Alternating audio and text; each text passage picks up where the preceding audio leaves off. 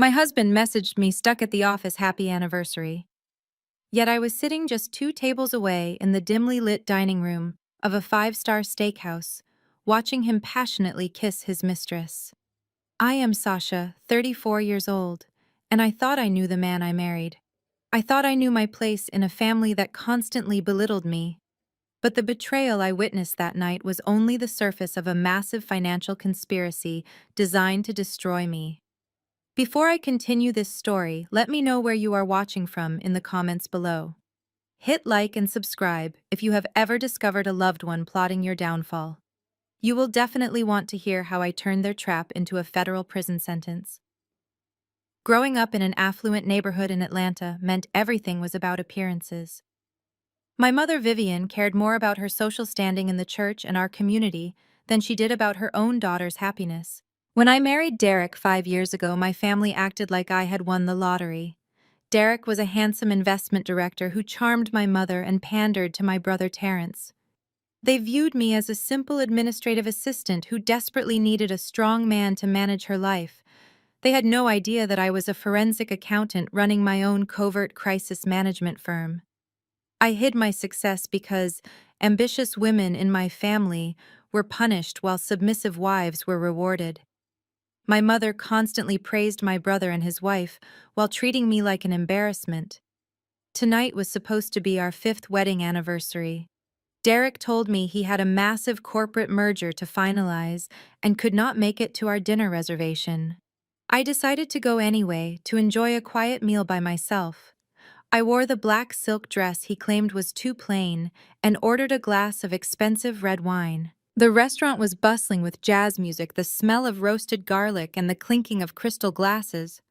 The lighting was low, creating an intimate atmosphere for the wealthy patrons. Then the host seated a couple just 2 tables away from my booth. It was Derek.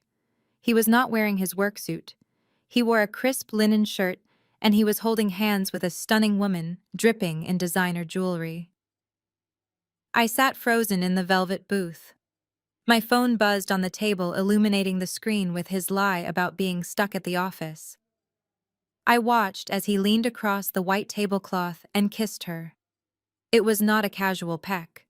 It was the kind of kiss a man gives a woman he is deeply infatuated with. My chest tightened. My breathing grew shallow.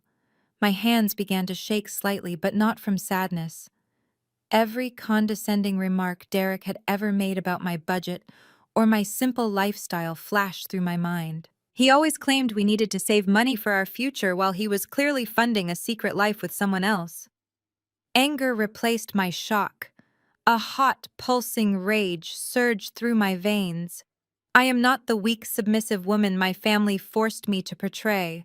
I refused to run to the bathroom and cry. I refused to go home and pack a bag. I wanted public humiliation. I reached for my heavy crystal wine glass filled to the brim with dark red Cabernet. I gripped the stem tightly. I planned to march over to their table, dump the wine over his perfectly styled hair, and loudly introduce myself as his wife to the entire restaurant. I slid out of the booth and took one step toward their table. Suddenly, a large hand clamped down firmly around my wrist. I gasped and spun around, ready to shout at the waiter. But it was not a waiter. A tall, imposing man in a tailored charcoal suit stood beside me. His jaw was clenched, and his dark eyes were fixed with a terrifying intensity on Derek and the woman. "Let go of me," I whispered fiercely, pulling my arm. The man did not loosen his grip. He stepped closer, leaning down so his mouth was near my ear. His voice was a low, calm rumble that cut straight through the jazz music playing in the background. "Wait," he whispered. "Do not make a scene. A glass of wine is cheap revenge." I glared at him, furious. "Who are you?" "I am Elias," he replied. "The woman your husband is kissing is my wife." I stopped, struggling. The air left my lungs. "The real drama is just beginning, Sasha," he whispered.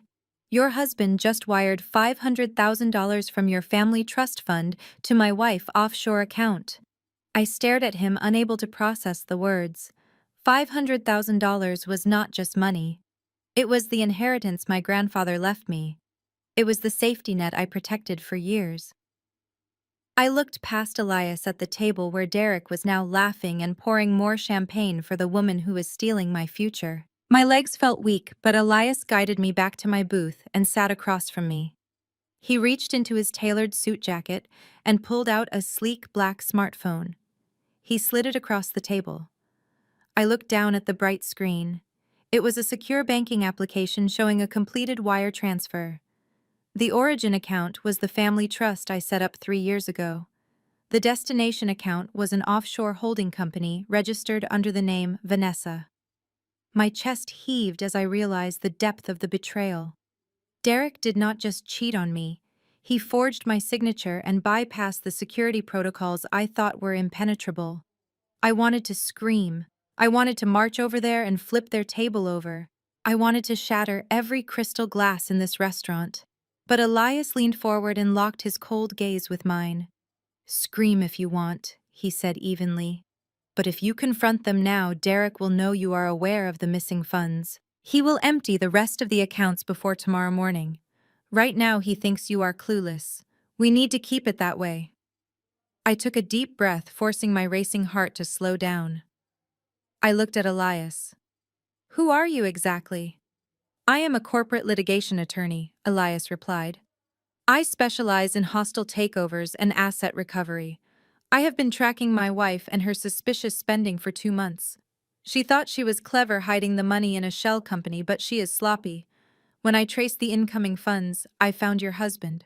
And then I found you. But there is one thing I do not understand." Elias crossed his arms and studied my face. "I ran a background check on you, Sasha. Your family portrays you as a simple administrative assistant. Your mother tells everyone in your community that you file paperwork for a logistics company. So how does a low-level admin assistant have sole access to a multi-million-dollar private trust fund? It does not make sense. You should not even know what an offshore holding company is." A bitter smile crossed my face. "My family has spent my entire life underestimating me. My mother Vivian worships my brother Terence because he is a man. She bends over backwards for my sister-in-law Chloe because she comes from old money. In my family, ambitious women are considered a threat. If I told them the truth, they would have demanded I fund my brother and his endless failed business ventures. So I let them believe I was just a quiet secretary making minimum wage. I let Derek play the role of the big, strong provider." I leaned across the table, matching the intensity in Elias' eyes. "I am not an administrative assistant. I am a forensic accountant. I own a private crisis management firm downtown. I spend my days tracking stolen assets for massive corporations and dismantling financial fraud rings. Derek thinks he outsmarted a naive housewife. He does not realize he just robbed the auditor." Elias raised his eyebrows. A genuine smile of respect finally broke through his cold exterior. He picked up his phone and tucked it back into his pocket. "Then we have a unique opportunity," he said. "I want my wife to leave this marriage with absolutely nothing, and you want your money back. If we work together, we can destroy them both legally and financially. We can strip them of every asset and let them take the fall for federal wire fraud. But it requires you to play the devoted wife for a little longer. Can you do that?" I looked over at Derek one last time. He was kissing her neck. Any love I ever had for him evaporated, leaving behind only cold, calculated resolve. "I can play the part," I said. Suddenly, a loud ringing pierced the tension.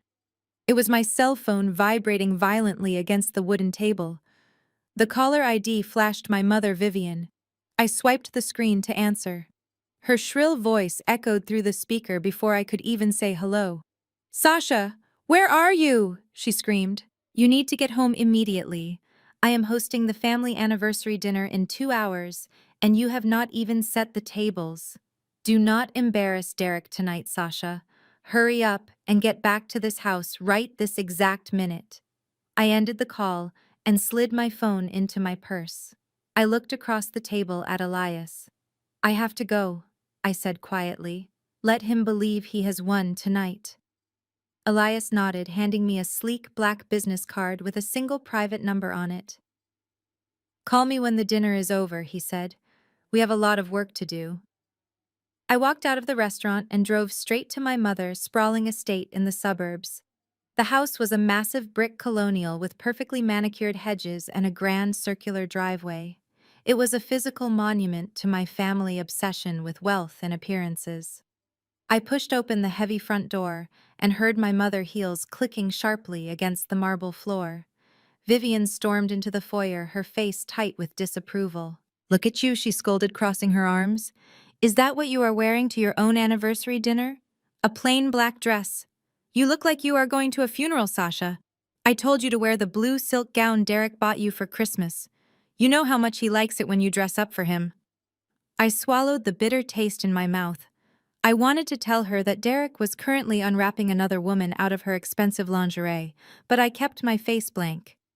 "I did not have time to change, Mom," I replied, keeping my voice steady. "I was out running errands." "Running errands?" she scoffed. "What errands could you possibly have? You work at a desk all day filing papers. Derek is the one out there grinding in the financial district, paying your mortgage and keeping a roof over your head. The least you could do is make an effort to look pretty for him when he comes home exhausted. You are lucky he puts up with your lack of ambition. Do not ruin this dinner for him." Before I could formulate a polite response, the heavy front door swung open again. Derek walked in. He loosened his expensive silk tie and let out a loud, dramatic sigh. He looked like the picture of a hard-working, devoted husband returning to his adoring family. But as he stepped closer, I could smell the faint trace of expensive vanilla perfume mixed with steakhouse garlic. It was Vanessa perfume. Derek smiled his charming, practiced smile. "Hey, sweetheart," he said, kissing my cheek. His lips felt like ice against my skin. "I am so sorry I am late." The merger negotiations were brutal. We were stuck in the boardroom all evening. He reached behind his back and produced a bouquet of flowers. They were clearly purchased from a gas station on his drive over. The edges of the red carnations were already browning, and the plastic wrapping crinkled cheaply in his hand. "Happy anniversary," he said, handing them to me. My mother clasped her hands over her chest, letting out a dramatic gasp. "Oh, Derek, you are just too wonderful," she fawned, practically pushing me aside to hug him. "Working yourself to the bone for this family, and still managing to be so romantic. Sasha, put those in water right now. Do not just stand there staring." I took the cheap carnations. "Thank you, Derek," I said, forcing the corners of my mouth into a wide, grateful smile. "They are beautiful. I appreciate you working so hard for our future." The lie felt like bitter acid on my tongue, but Derek beamed with pride. He loved playing the savior. He patted my shoulder condescendingly before following my mother into the formal dining room. I stood in the kitchen for a moment, gripping the stems of the flowers so tightly the plastic wrapping snapped. Then I tossed them carelessly onto the counter and walked into the dining room to play my part. We sat around the massive mahogany dining table. My mother had prepared a lavish spread of roasted lamb and expensive wine. Throughout the meal, Derek boasted endlessly. I sat quietly chewing my food and nodding at all the right intervals. I was the perfect submissive wife. As the dinner wound down, Derek took a sip of his wine and cleared his throat. "Vivian," he began, using his most serious professional voice. "I have been looking over the family estate portfolio. The market is getting volatile, and I am worried about the security of the grandfather trust fund." My mother leaned forward, instantly concerned. "What do you mean, Derek? Is the money safe?" "It is fine for now," Derek reassured her smoothly. "But we need to be proactive. Tomorrow we must absolutely restructure the family estate deeds. I am bringing your brother Terrence and his wife Chloe into the conversation to consolidate the legal power." Right on cue, the heavy brass knocker on the front door echoed through the house. My mother clapped her hands in sheer delight as my brother Terrence and his wife Chloe strutted into the dining room. Chloe was dressed in a pristine white silk dress that screamed generational wealth. She tossed her perfectly styled blonde hair over her shoulder and immediately took the seat next to my mother, completely ignoring my presence. Terence followed closely behind her, carrying a small, brightly wrapped gift bag. He looked over at Derek with absolute admiration before quickly taking his seat next to him. "Happy anniversary, sweetie," Chloe said, sliding the small gift bag across the mahogany table toward me. Her voice dripped with that thick, syrupy sweetness she always used when she was about to deliver an insult. "Go ahead and open it." I picked up the bag and pulled out a plastic bottle of generic drugstore body lotion. It was the kind you find in a discount bin. "I know you cannot afford the luxury spa treatments I get," Chloe continued loudly, ensuring everyone at the table was listening.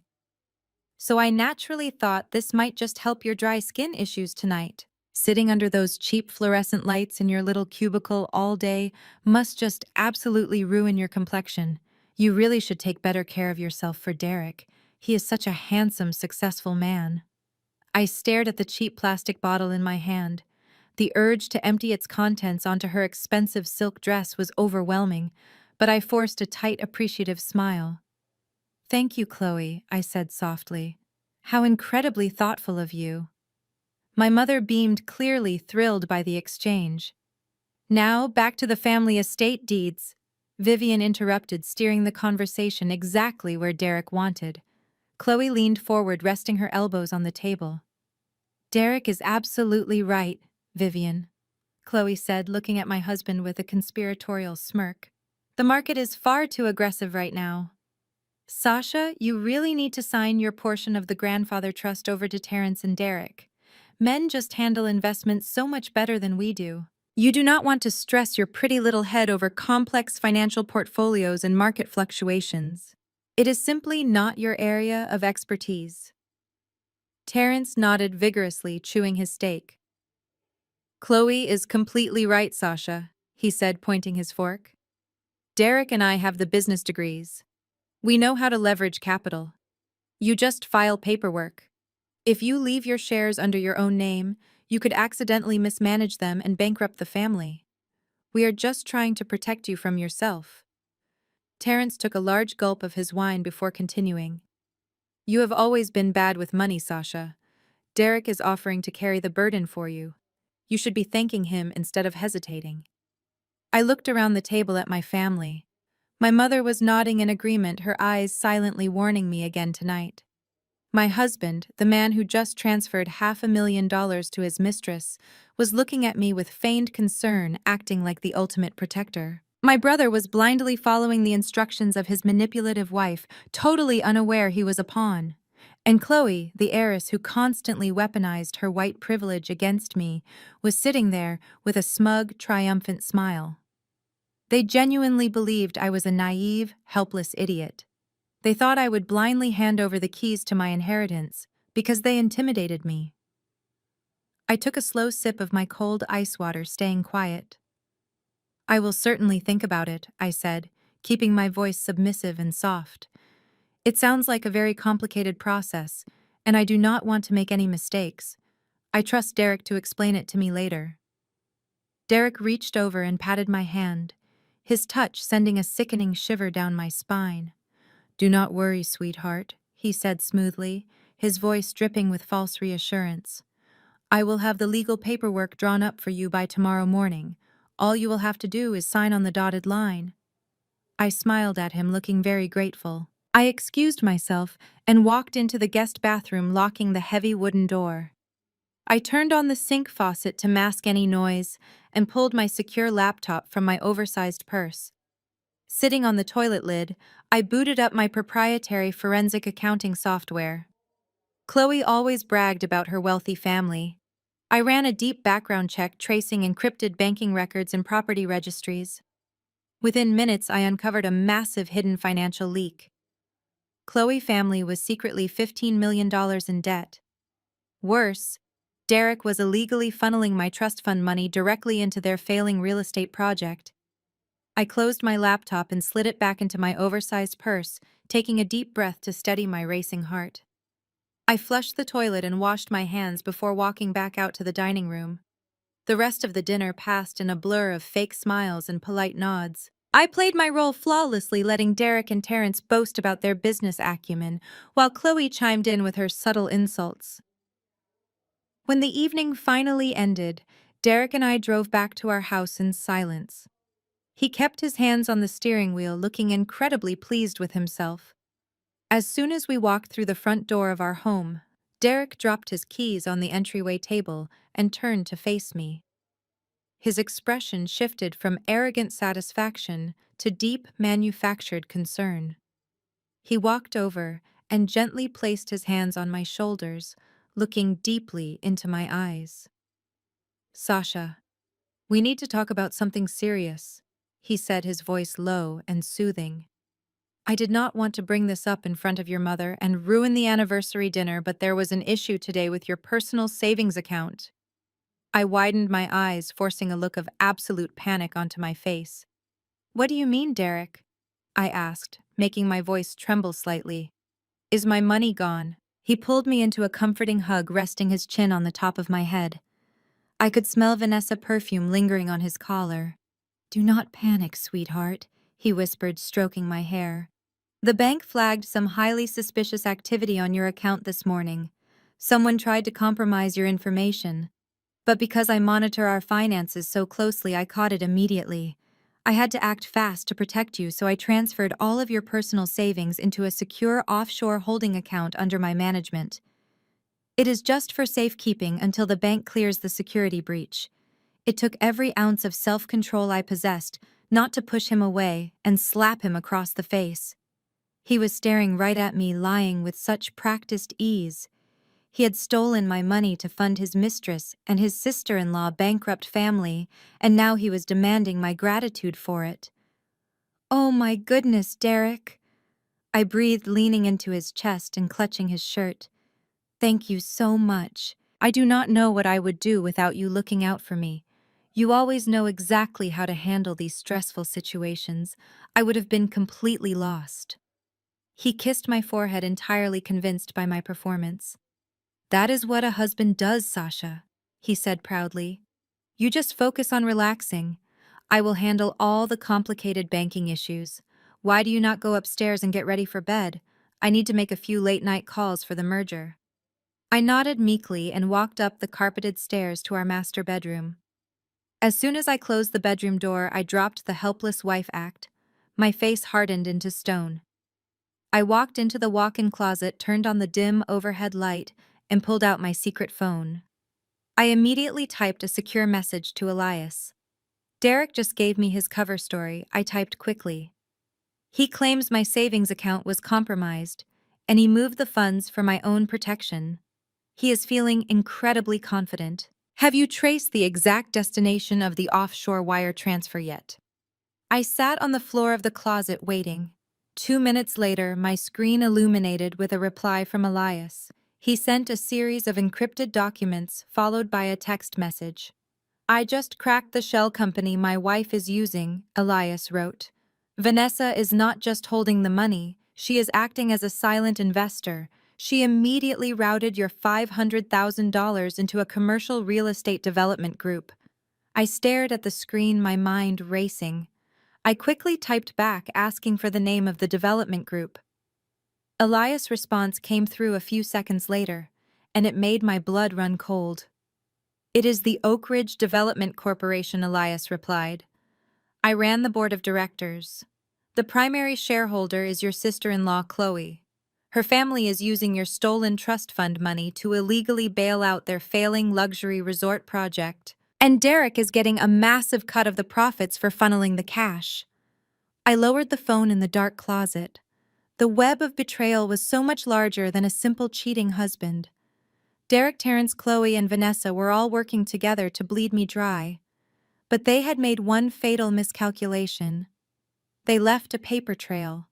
The next morning, I woke up to the sound of the front door clicking shut. Derek had left early, claiming he had an emergency breakfast meeting with the board of directors. I knew he was likely meeting Vanessa or finalizing the stolen funds transfer with Chloe. I threw on a simple robe and walked downstairs to make coffee. Before the machine even finished brewing, the doorbell rang sharply, echoing through the quiet house. I opened the door to find my mother, Vivian, standing on the porch holding a thick leather briefcase.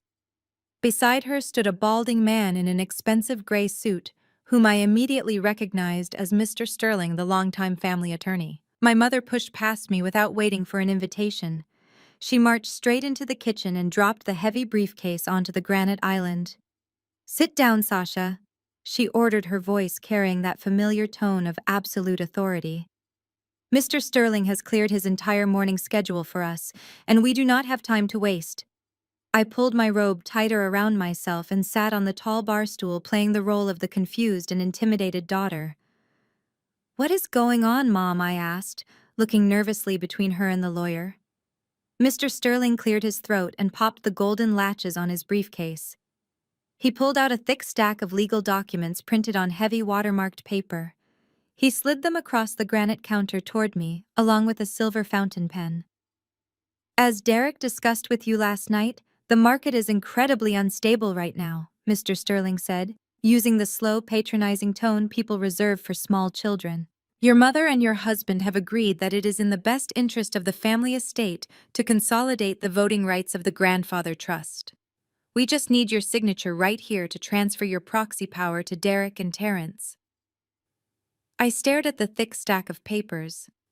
They were not just asking to manage the investments. Transferring my proxy power meant giving them the legal authority to liquidate the trust entirely without my consent. It was the final step they needed to legally drain every single penny I had left. I looked up at my mother. "Mom, I do not know about this," I said, letting my voice waver. "Grandpa left those shares to me specifically. Maybe I should have an independent accountant look over this first, just to be safe." Vivian slammed her hand down on the counter, making me jump. "Do not be ridiculous, Sasha." She snapped, her eyes flashing with anger. "You do not need an accountant. You have a husband who works in finance and a brother who knows how to run a business. You are acting incredibly selfish right now, and frankly, I am exhausted by your constant need to make things difficult." She leaned over the counter, glaring down at me. Her next words were chosen, carefully designed to hit every insecurity she had instilled in me since childhood. "Need I remind you of your little rebellious phase in your 20s, Sasha?" Vivian asked, her voice dripping with poison. "You vanished into the city. You embarrassed this family by refusing to marry the men we introduced you to, and you wasted years pretending you were independent while Terrence was actually building a legacy. We covered up your failures. Derek married you despite your lack of ambition. You owe this family, Sasha. You owe your husband. Do not sit here and pretend you know better than the men who are graciously trying to protect your future." I looked down at the documents, feeling a cold, calculating calm wash over me. She truly believed her emotional blackmail was working. She thought bringing up my 20s, my hidden years of secretly building a multi-million-dollar firm, would shame me into submission. Mr. Sterling tapped the silver pen against the paper. "Just sign on the dotted line, Sasha," he urged. "It will take 2 seconds, and then you can go back to worrying about your household chores." I reached out with a trembling hand and picked up the heavy silver pen. I let a single tear slide down my cheek for dramatic effect. "Okay, Mom," I whispered. "If you say this is what is best for the family, I will do it." I pressed the pen to the paper, but I did not use my standard legal signature. In the world of forensic accounting, there is a specific way to sign a document when you are being held under duress or coerced. I deliberately misspelled my own middle name, turning the letter E into a sloppy, looped A. I disconnected the first and last letters of my surname, breaking the continuous stroke required for biometric verification. To my mother and her corrupt lawyer, it looked like a messy signature from a crying woman. But to a federal judge and any competent auditor, it was an internationally recognized distress signal that immediately rendered the entire legal contract completely null and void. I pushed the signed papers back across the counter. Vivian snatched them up with a triumphant smile. "Good girl," she said, patting my cheek condescendingly. "I am glad you finally decided to be useful." I watched them walk out of my house carrying the useless documents. Instead of fighting, I had just handed them the exact rope they would use to hang themselves. As the heavy front door clicked shut behind my mother and her lawyer, I remained seated at the kitchen island. I heard the lock turn. A moment later, the door from the attached garage swung open. Derek walked in, followed closely by my sister-in-law, Chloe. He had lied about having a breakfast meeting. They had been waiting in his car the entire time just to make sure I actually signed the proxy documents. I slipped off the bar stool and quietly backed into the walk-in pantry, leaving the kitchen door slightly ajar. Derek tossed his keys onto the counter and let out a loud, arrogant laugh. "I told you she would do it," he gloated. Vivian played her perfectly. Bring up her past failures and Sasha folds like a cheap lawn chair every single time. She was practically crying when she signed it. Chloe laughed, a sharp, grating sound that echoed off the marble countertops. "God, she is so incredibly stupid," Chloe mocked. "I honestly thought she might put up a fight when she mentioned getting an accountant. But she really believes you are just trying to protect her little nest egg." "How much is the total liquidation value, Derek?" "With the proxy power, I can drain the remaining 3.5 million by Friday," Derek replied smoothly. "I will wire the first installment to the Oak Ridge account this afternoon, so your family can pay off the zoning inspectors. Then I will funnel the rest through Vanessa Shell Company." Chloe sighed dramatically. Good. My father was starting to panic. If the bank foreclosed on the Hamptons estate, the sheer social embarrassment would literally kill my mother. Just keep playing the devoted husband, Derek. A few more days, and we never have to deal with your pathetic little wife again. I stood in the dark pantry listening to them celebrate my financial ruin. My hands were not shaking. I did not feel the urge to cry. I felt a cold, absolute clarity. They were completely blinded by their own arrogance. I waited until they walked into the living room to pour themselves celebratory drinks. Then I slipped out the back door, walked to my car, and drove straight to the financial district downtown.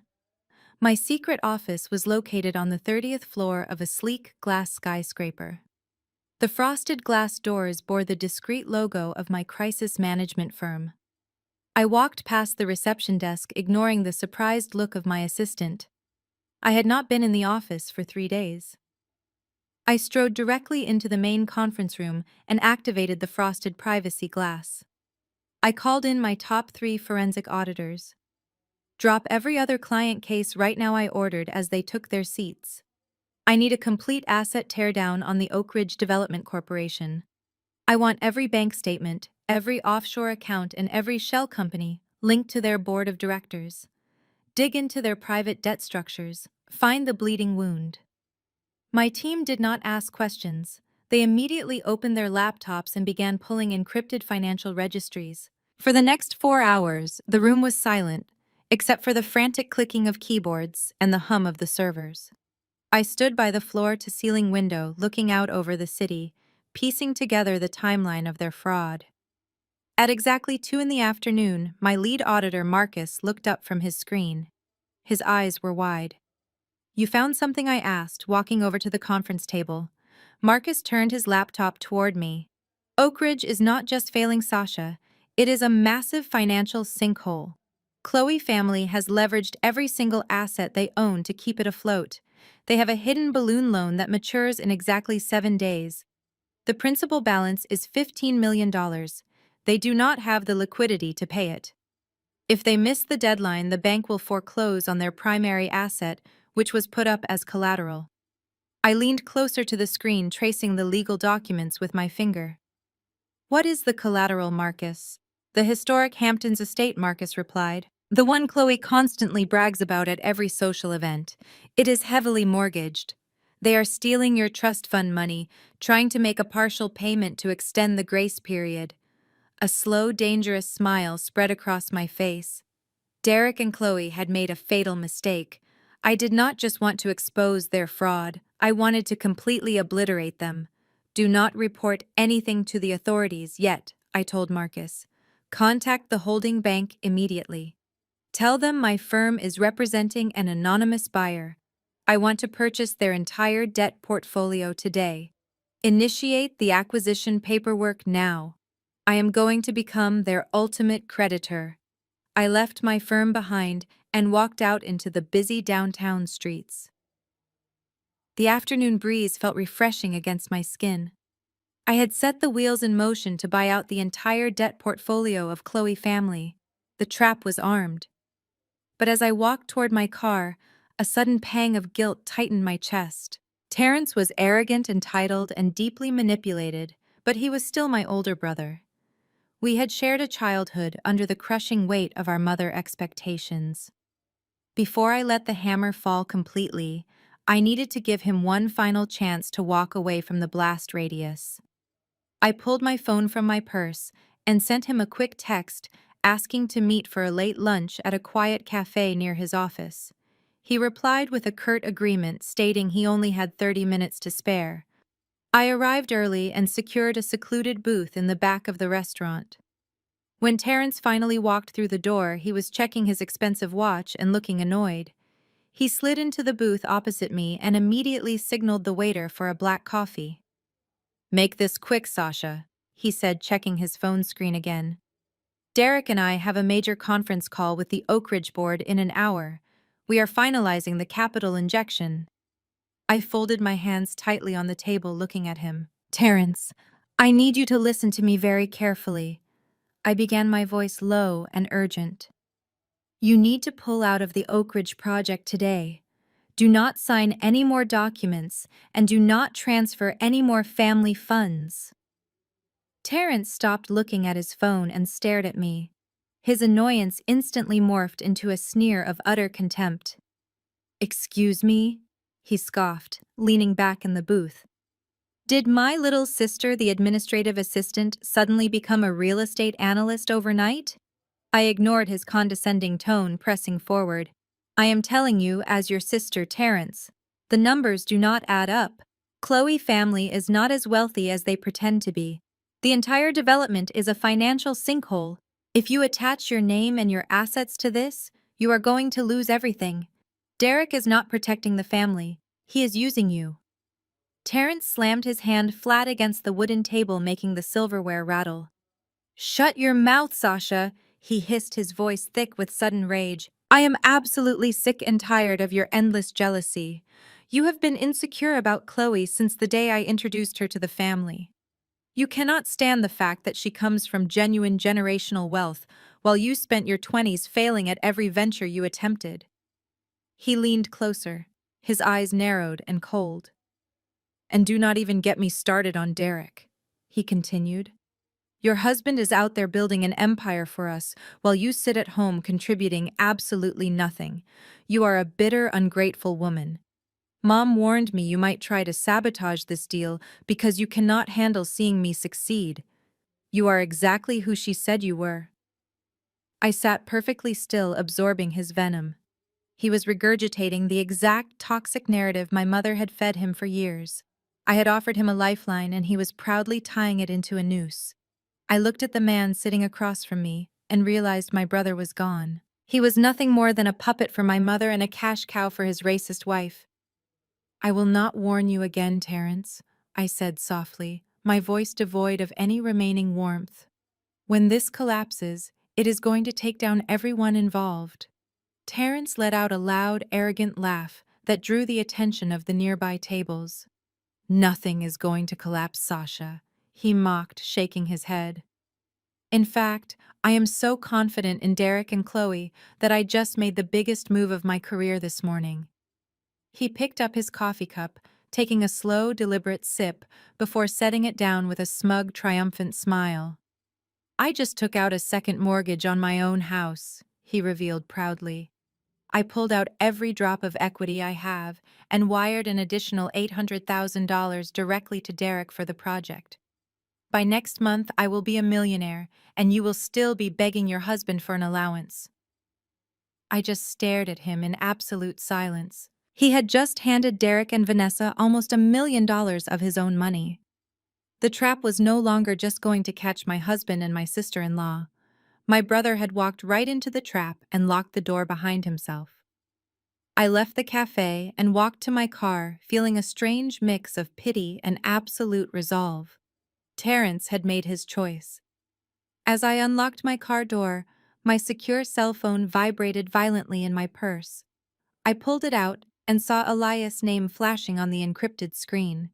I answered immediately. "We have a massive escalation," Elias said, his voice tight with an urgency I had not heard before. "Where are you right now?"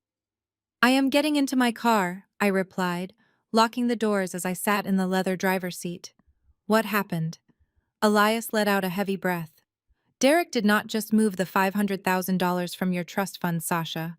I dug deeper into the Oak Ridge Development financial records.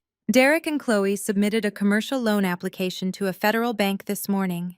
They used your grandfather trust fund as collateral to secure an additional $2 million in federal funding. My blood ran cold. I gripped the steering wheel so tightly my knuckles turned white. They cannot use the trust as collateral without my direct authorization. I said, my mind racing through the legal parameters. "I signed a proxy for management, not a full collateral release." "I know," Elias replied grimly. "That is why Derek forged your signature on the federal loan application. I have a digital copy of the submitted paperwork. He copied the signature from your proxy documents and pasted it onto the federal forms." I sat in the quiet parking lot, absorbing the magnitude of what Elias had just revealed. This was no longer a simple case of a cheating husband hiding assets in a messy divorce. This was a direct violation of federal banking laws. Forging a signature on a document submitted to a federally insured financial institution is a felony. Derek had just crossed the line from a manipulative cheat to a federal criminal facing decades in prison. And Chloe was listed as the primary beneficiary of the fraudulent loan, making her a direct accomplice to bank fraud. My brother was now financially tied to an active criminal conspiracy. "I need to see the documents," I told Elias, my voice dropping to a low, steady whisper. "Where can we meet that is completely secure?" Elias gave me the address to a private underground vault facility owned by his corporate law firm. I started the engine and drove across the city, making sure I was not being followed. I navigated through the busy downtown traffic, my mind calculating every legal angle of the impending fallout. I pulled into the dimly lit subterranean parking garage and found Elias waiting for me by a heavy steel door. He swiped a secure key card and led me down a narrow hallway into a soundproof, windowless conference room. The large mahogany table was covered in printed financial logs, bank statements, and printed emails. Elias handed me a thick manila folder. I opened it and stared at the loan application. There it was. My name signed at the bottom of the last page. But Derek had made a catastrophic error. He had traced the exact signature I used on the proxy documents that morning.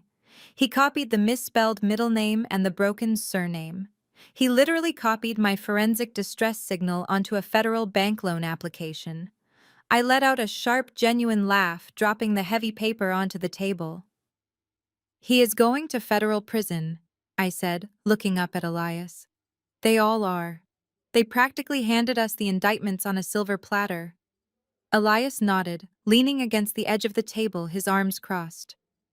"We have enough hard evidence to bury them," he agreed.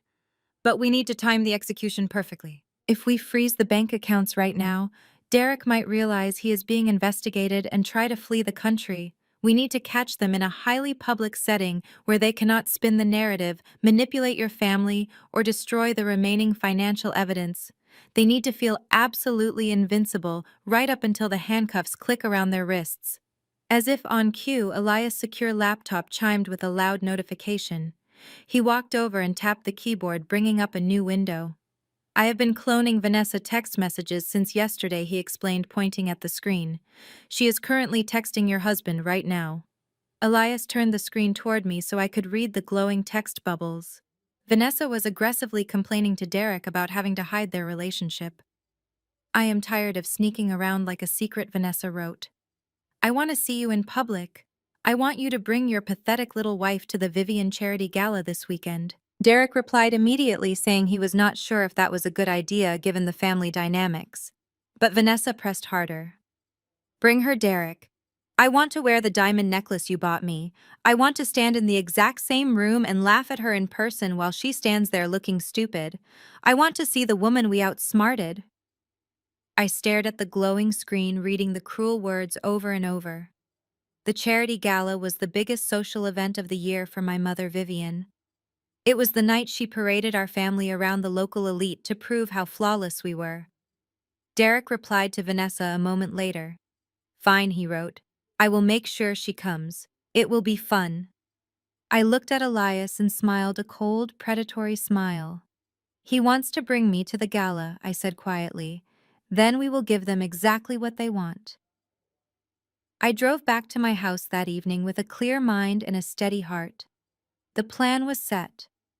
All I had to do was maintain my innocent facade. I walked into the kitchen and placed my cell phone on the marble counter face down.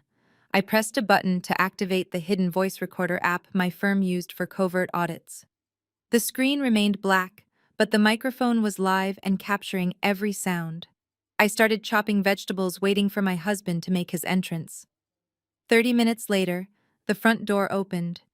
Derek walked heavily down the hallway. He did not greet me with his usual smirk.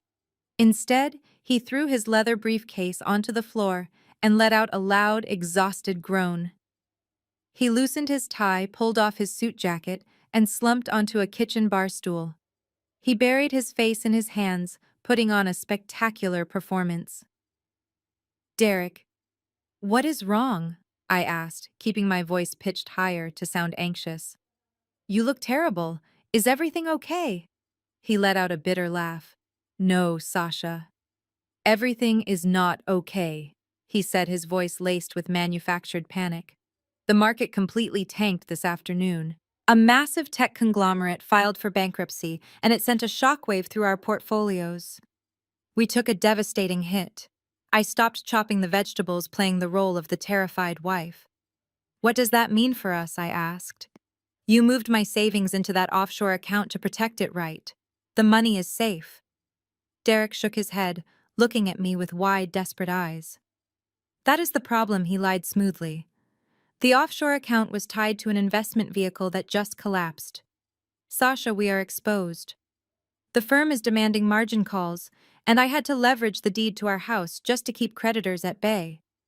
If I do not come up with $300,000 in cash by Monday, the bank is going to foreclose. We are going to lose everything. I stared at him in absolute mock horror. He was a complete and utter sociopath. He had already stolen my family trust fund and forged my name on a federal loan. Now he was trying to squeeze even more blood from the stone before the charity gala. Oh my God. Derek, I gasped. What are we going to do? We do not have that kind of cash. He reached across the counter, grabbing my hands. I know we do not, he said urgently. But your grandmother does. She has a massive private estate and a liquid cash reserve. You are her favorite grandchild, Sasha. You need to call her tonight. Tell her we are in a temporary bind, and we just need a $300,000 bridge loan. I pulled my hands away. Derek, I cannot do that. I whimpered. Grandma is in an assisted living facility. I cannot call her and beg for hundreds of thousands of dollars. It would break her heart to know we are failing. Derek slammed his fist on the marble counter. The loud sound was captured perfectly by my hidden phone. Do not act like a fragile little girl right now, Sasha, he yelled, his face turning red with fake outrage. I have carried you financially for 5 years. I have paid for this beautiful house and your comfortable lifestyle. I have done everything for you, and the one time I ask you to step up and help save our marriage, you want to play the victim. If you do not secure that money from your grandmother, I swear to you, I am done. I will pack my bags tonight and leave you with absolutely nothing. You will be out on the street with your precious pride and no husband. He was actually threatening to abandon me if I did not help him steal from an elderly woman. The recording app caught every single threat. Okay, Derek. I cried softly, wiping my eyes. Please do not leave me. I will call her tomorrow morning. I will ask her for the money. Just please tell me we are going to be okay. Derek instantly softened his face, relaxing into a smug, victorious smile.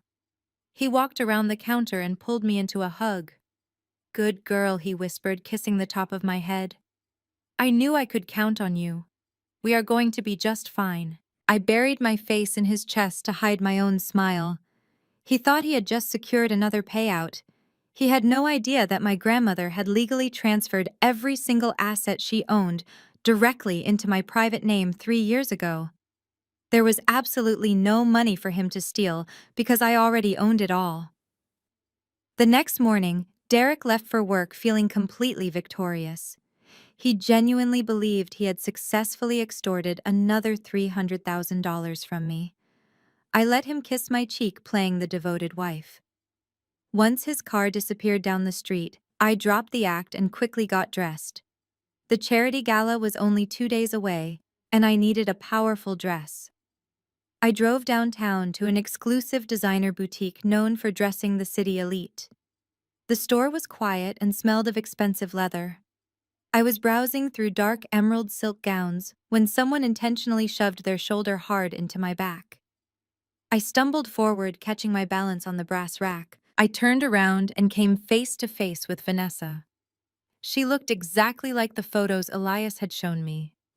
She wore a tight crimson dress that demanded attention, and her dark hair fell in perfect waves. She did not apologize. Instead, she looked me up and down with a condescending sneer. "Watch where you are standing," she snapped loudly. "Though looking at what you are holding, I suppose you do not belong in this section anyway. That gown is far too expensive for a simple secretary. You should try the discount rack in the back."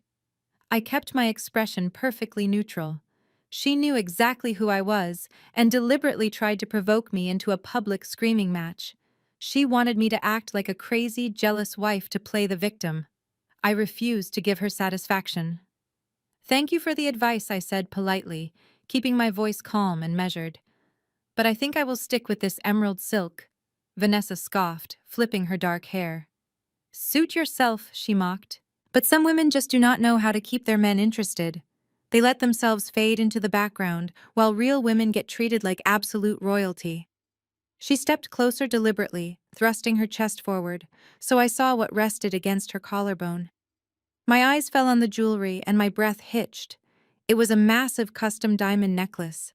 The central stone was a flawless teardrop cut surrounded by smaller crushed diamonds. I recognized the piece immediately. It was a signature creation from an exclusive European jeweler. The retail price was exactly $150,000. Derek had used my stolen trust fund to buy his mistress a glittering trophy, and she was wearing it to taunt me. "That is a truly stunning necklace," I said, forcing a warm, admiring smile. "The craftsmanship is absolutely exquisite. Your partner must be incredibly generous." Vanessa smiled a nasty, triumphant grin. She thought I was completely clueless. "He is incredibly generous," she bragged, touching the diamonds. "He tells me I am the only woman who deserves the best. He says his actual wife is entirely useless and practically begs him for an allowance." I nodded slowly, acting thoroughly impressed. "Well, he certainly has wonderful taste in jewelry," I replied. "Though if you do not mind me saying, it looks like the setting caught a makeup smudge. It would be a tragedy to wear such a flawless piece without it catching the light perfectly." Vanessa frowned immediately, pulling out a pocket mirror to inspect her chest. The store manager walked over, drawn by our voices. "Oh, we offer complimentary steam cleaning for fine jewelry while our clients shop," the manager offered with a polite smile. "I would be happy to shine that up for you, miss." Vanessa unclasped the necklace with an arrogant wave and dropped it onto the velvet display tray. "Make it quick," she ordered the manager. "I have a very busy schedule today." The manager nodded and turned toward the glass counter. Vanessa became distracted by a rack of expensive fur coats, turning her back to me. This was my window. I walked casually over to the glass counter, pretending to look at designer watches. The manager set the necklace down on the velvet mat to turn on the steam machine. I smoothly pulled my cell phone from my purse, pretending to check a message. I hovered the camera lens directly over the heavy gold clasp. I zoomed in on the microscopic engraving and snapped a high-resolution photo of the serial number. The camera clicked softly, blending into the background music. I quickly slipped the mobile phone back into my heavy leather bag, just as the busy store manager picked the expensive diamond necklace back up from the mat. Vanessa was still admiring her own beautiful reflection in the full-length mirror, remaining completely oblivious to my actions. She truly thought she was successfully humiliating me today, but she had just handed me the final piece of physical evidence the authorities needed to lock Derek away for a decade. I left the luxury boutique with a triumphant smile playing on my lips.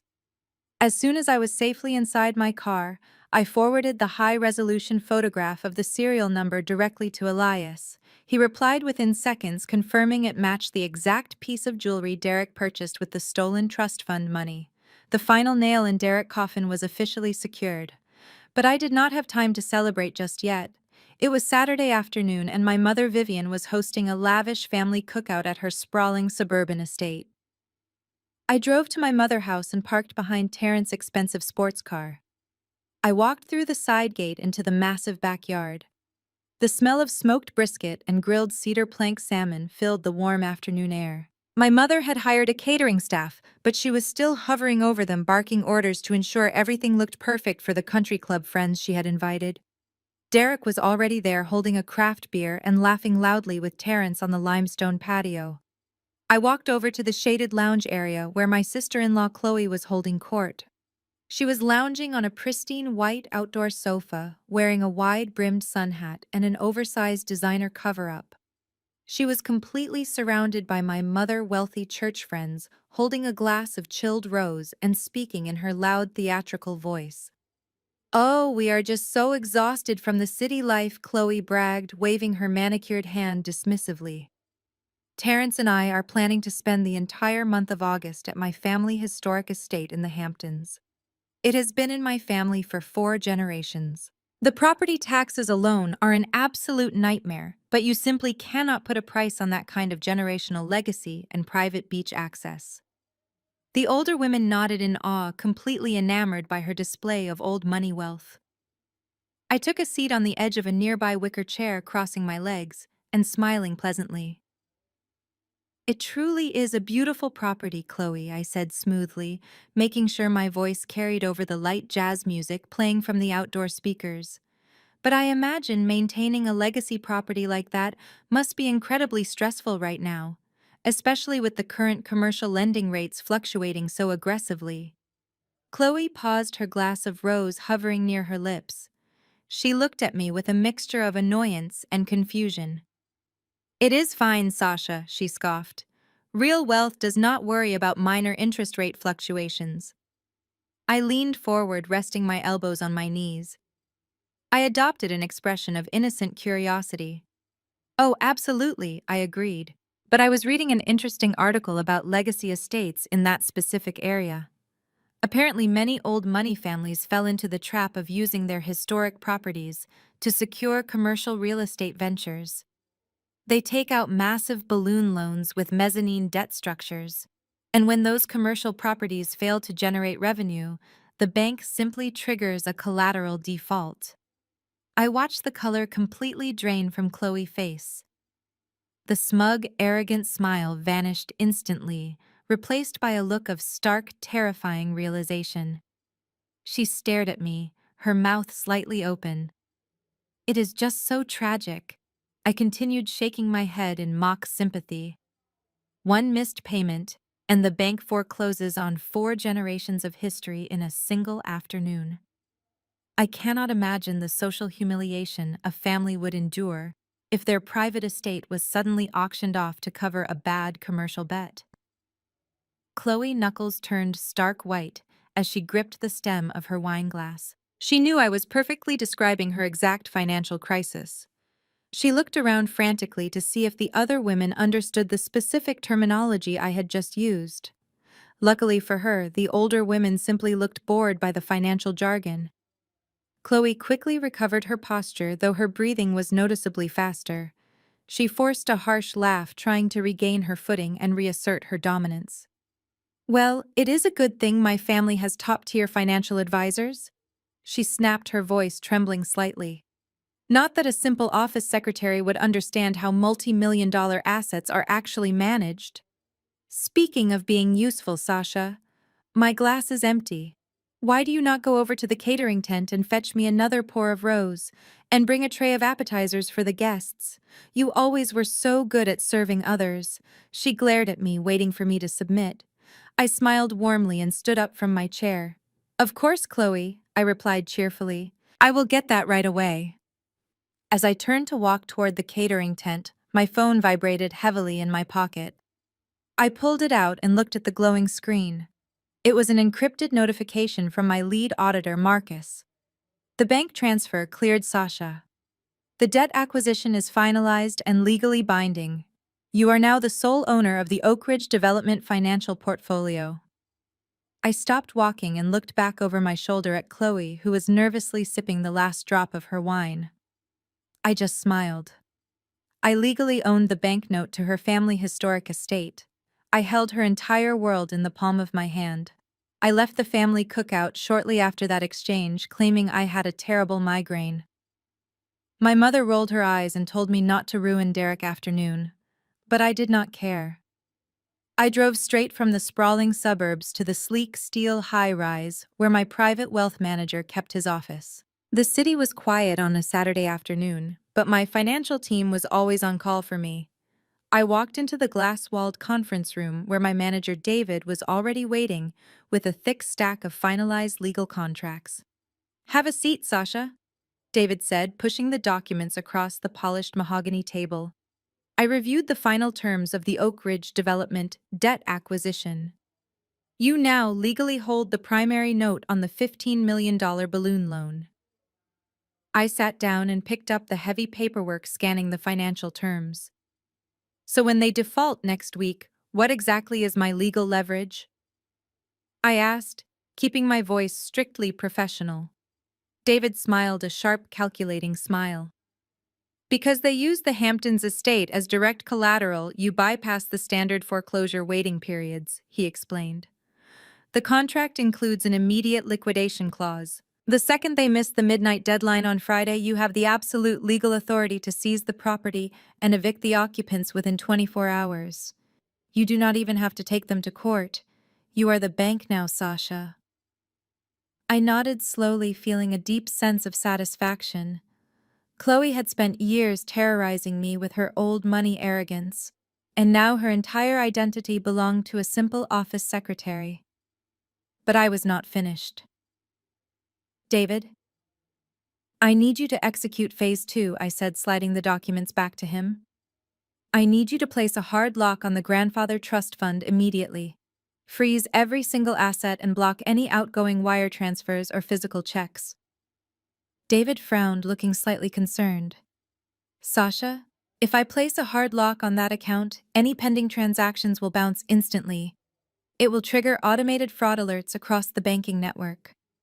I looked him dead in the eye. That is exactly what I want, David. Do it now. David did not ask any more questions. He turned to his secure terminal and typed a series of commands. Within 30 seconds, he hit the enter key and locked the entire trust. The trap was fully armed. Derek had initiated massive wire transfers to Vanessa's offshore account and written heavy checks to Terrence for the fake real estate project. He thought he was moving millions of dollars under the radar. But with the trust fund frozen, every single one of those transactions was about to hit a solid brick wall. The checks would bounce, the wires would fail, and the federal banking system would immediately flag his forged signature for investigating. I thanked David and left the towering office building feeling lighter than I had in years. I drove back to my house and decided to cook a nice dinner.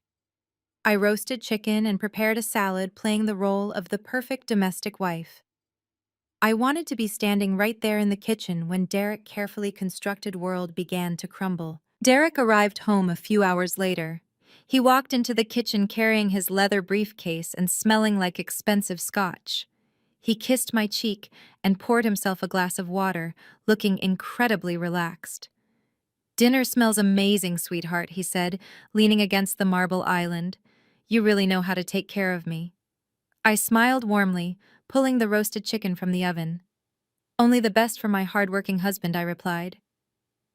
We sat down at the dining table, and Derek began talking enthusiastically about his upcoming promotion. He bragged about his financial genius and how he was securing our future. I nodded along, taking small bites of my food. Suddenly, his cell phone buzzed loudly on the wooden table. He glanced at the screen and frowned slightly. He silenced it and went back to eating. 10 seconds later, it buzzed again. Then again. It was a relentless, continuous vibration. Derek let out an annoyed sigh and picked up the phone. "Sorry, Sasha," he muttered. "It is probably just Terrence panicking over some minor paperwork." He swiped the screen to read the text messages. I watched over the rim of my wine glass as the color rapidly drained from his face. His arrogant posture collapsed. His mouth opened in silent shock. "Is everything okay, Derek?" I asked, looking at him innocently. He did not answer me. His phone began ringing out loud. He stared directly at the caller ID in absolute horror. It was his primary bank. Derek's secret financial accounts were rapidly freezing one by one. Derek stared at the glowing screen, his face entirely devoid of color. He stood up so quickly, his heavy wooden dining chair scraped loudly against the hardwood floor. The wine in his glass sloshed over the rim, staining the pristine white tablecloth. He did not say a single word to me. He just turned and practically ran out of the dining room, clutching his phone to his ear. I sat calmly at the table, slicing a piece of roasted chicken. I could hear his muffled voice echoing from the downstairs office. He was shouting at a banking representative, demanding to know why his access was completely denied. He sounded frantic, completely stripped of his usual arrogant composure. He begged the person on the other end of the line to bypass the security freeze, but the automated protocols I initiated were ironclad. The frozen trust fund was already suffocating him. He was discovering that the massive financial safety net he relied on to fund his secret life was completely gone. Before I could even finish my meal, the front doorbell rang aggressively. It was not a polite chime, but a rapid succession of rings that signaled extreme impatience. I wiped my mouth with a linen napkin and walked slowly to the foyer. When I opened the heavy front door, my mother Vivian stormed inside before I could even greet her. She was wearing a tailored designer suit, holding a thick binder filled with seating charts and vendor contracts for the charity gala. She had obviously come over to finalize the evening schedule, but she stopped dead in the middle of the hallway. She could hear Derek shouting frantically in the office down the hall. Vivian turned her sharp gaze toward me, her eyes narrowing with instant judgment.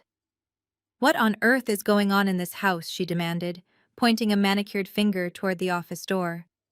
"Why is your husband screaming at someone on the phone like a madman?" I kept my expression perfectly innocent and slightly worried. "I do not know, Mom," I replied softly. We were just sitting down to eat dinner and his phone started ringing uncontrollably. He looked completely panicked when he saw the caller ID. I think something might be wrong with his work accounts, or maybe a deal fell through. Vivian did not march down the hall to check on her precious son-in-law. She did not express any concern for our financial well-being or ask if we were in any kind of trouble. Instead, she turned her entire body toward me, her face twisting into a mask of pure resentment. She stepped closer, invading my personal space. "This is your fault, Sasha," she hissed, her voice dripping with venom. "You are stressing him out." I blinked, pretending to be shocked by the ridiculous accusation. "My fault?" I asked, my voice trembling slightly. "How is this my fault, Mom? I just cooked him dinner and asked about his day." Vivian slammed her heavy binder down onto the entryway table, making a loud, echoing crack. "Do not play dumb with me," she snapped. "You have been walking around with this miserable attitude all week. You drag your feet when he asks you to sign simple family documents. You make him carry the entire financial burden of this household while you sit back and complain. Derek is a brilliant man managing millions of dollars. He is trying to build a massive legacy for our family, and you are constantly undermining his confidence with your pathetic insecurities. He is probably having a panic attack right now because he knows he has a completely useless wife dragging him down." I stood silently in the hallway, letting her toxic words wash over me. It was absolutely incredible. My husband was currently melting down because he was a federal criminal whose stolen funds had just been seized by the authorities, and my mother still found a way to blame me. Her internalized misogyny and obsession with social appearances blinded her to the very obvious truth standing right in front of her. Vivian crossed her arms over her chest, delivering her final, crushing ultimatum.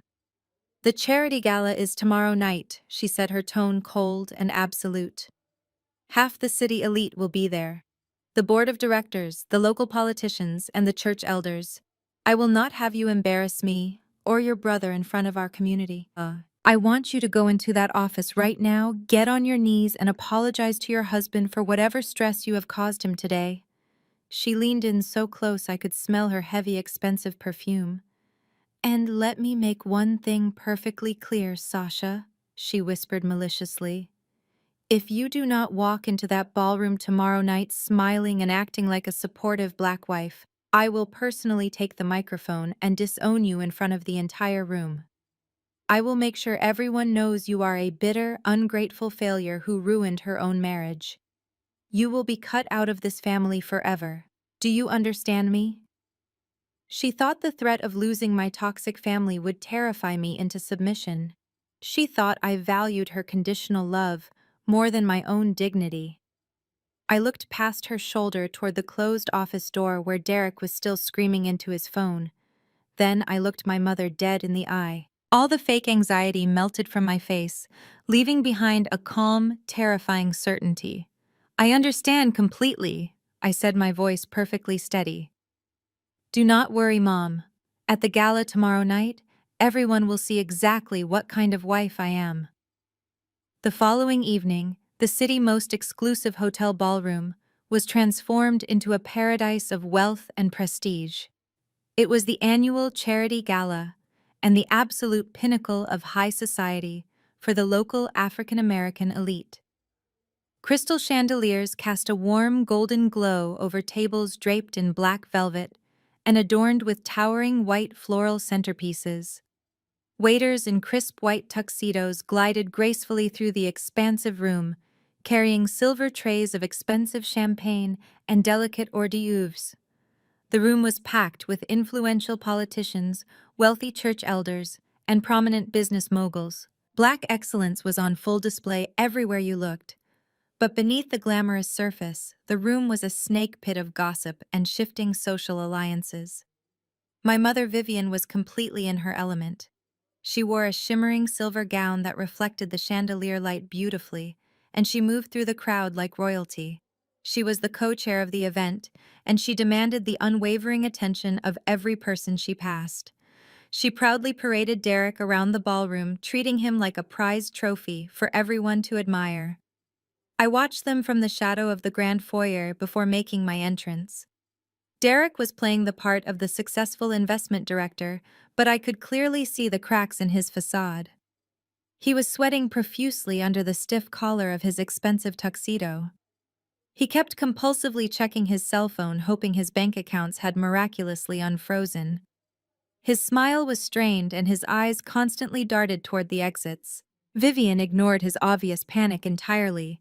She dragged him toward a circle of wealthy donors loudly bragging about his financial genius and the massive legacy he was building for our family. Terrence and Chloe stood right beside them, soaking up the residual praise. Chloe wore a conservative pearl-colored dress, trying to project her fake old money aesthetic. She laughed loudly at every joke, clinging to my brother's arm and acting like they owned the entire city. They were a perfect portrait of a toxic, deeply corrupt family standing together on a fragile foundation of stolen money. I did not ride to the gala with Derek. I told him earlier that afternoon I needed more time to get ready and would take a private car. He was too distracted by his collapsing financial web to argue with me. When I finally stepped out of the shadows and stood at the top of the grand staircase, the ambient chatter in the immediate area noticeably dropped. I was not wearing the conservative pale blue dress my mother had ordered me to wear.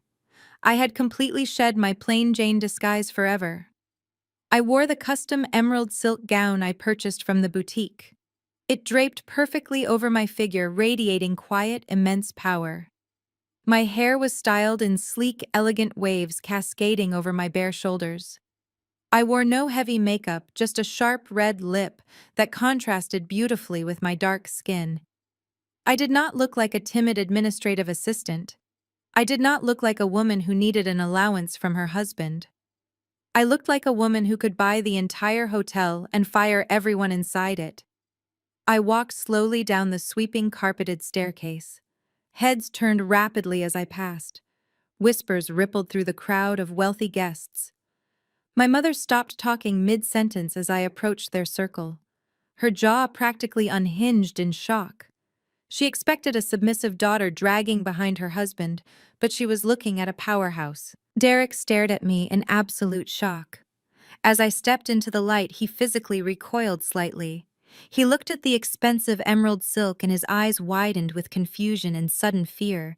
He stepped forward and grabbed my arm, trying to assert his usual physical dominance to ground himself. "What are you wearing, Sasha?" he hissed under his breath, his fingers digging into my skin. "Where did you get that dress? How did you pay for it?" I looked down at his hand, and then up into his terrified eyes. I pulled my arm smoothly but forcefully out of his grip. "I do not break eye contact. I have my own ways of securing exactly what I want, Derek," I said, my voice cold and steady. Derek looked deeply unsettled. He was already drowning in panic over his frozen trust funds and failing bank accounts. Now his compliant, predictable wife was suddenly defying him in public, radiating an authority he could not comprehend. He took a step back, literally intimidated by my sudden confidence. Chloe tried to cut the heavy tension with a snide remark. "Well, someone certainly decided to max out her credit cards tonight," she mocked, but her voice faltered. She could sense the massive shift in the power dynamic. She gripped Terrence's arm, looking nervously at my calm demeanor. My mother stepped forward, her face flushed with anger. She opened her mouth to scold me for being late and defying her strict wardrobe orders. Before she could speak, the heavy double doors of the grand ballroom swung open. The crowd near the entrance parted slightly. A tall, imposing figure walked into the room. It was Elias. He wore a sharp-tailored black tuxedo, looking like a lethal predator stepping into a cage of mice. He was entirely alone.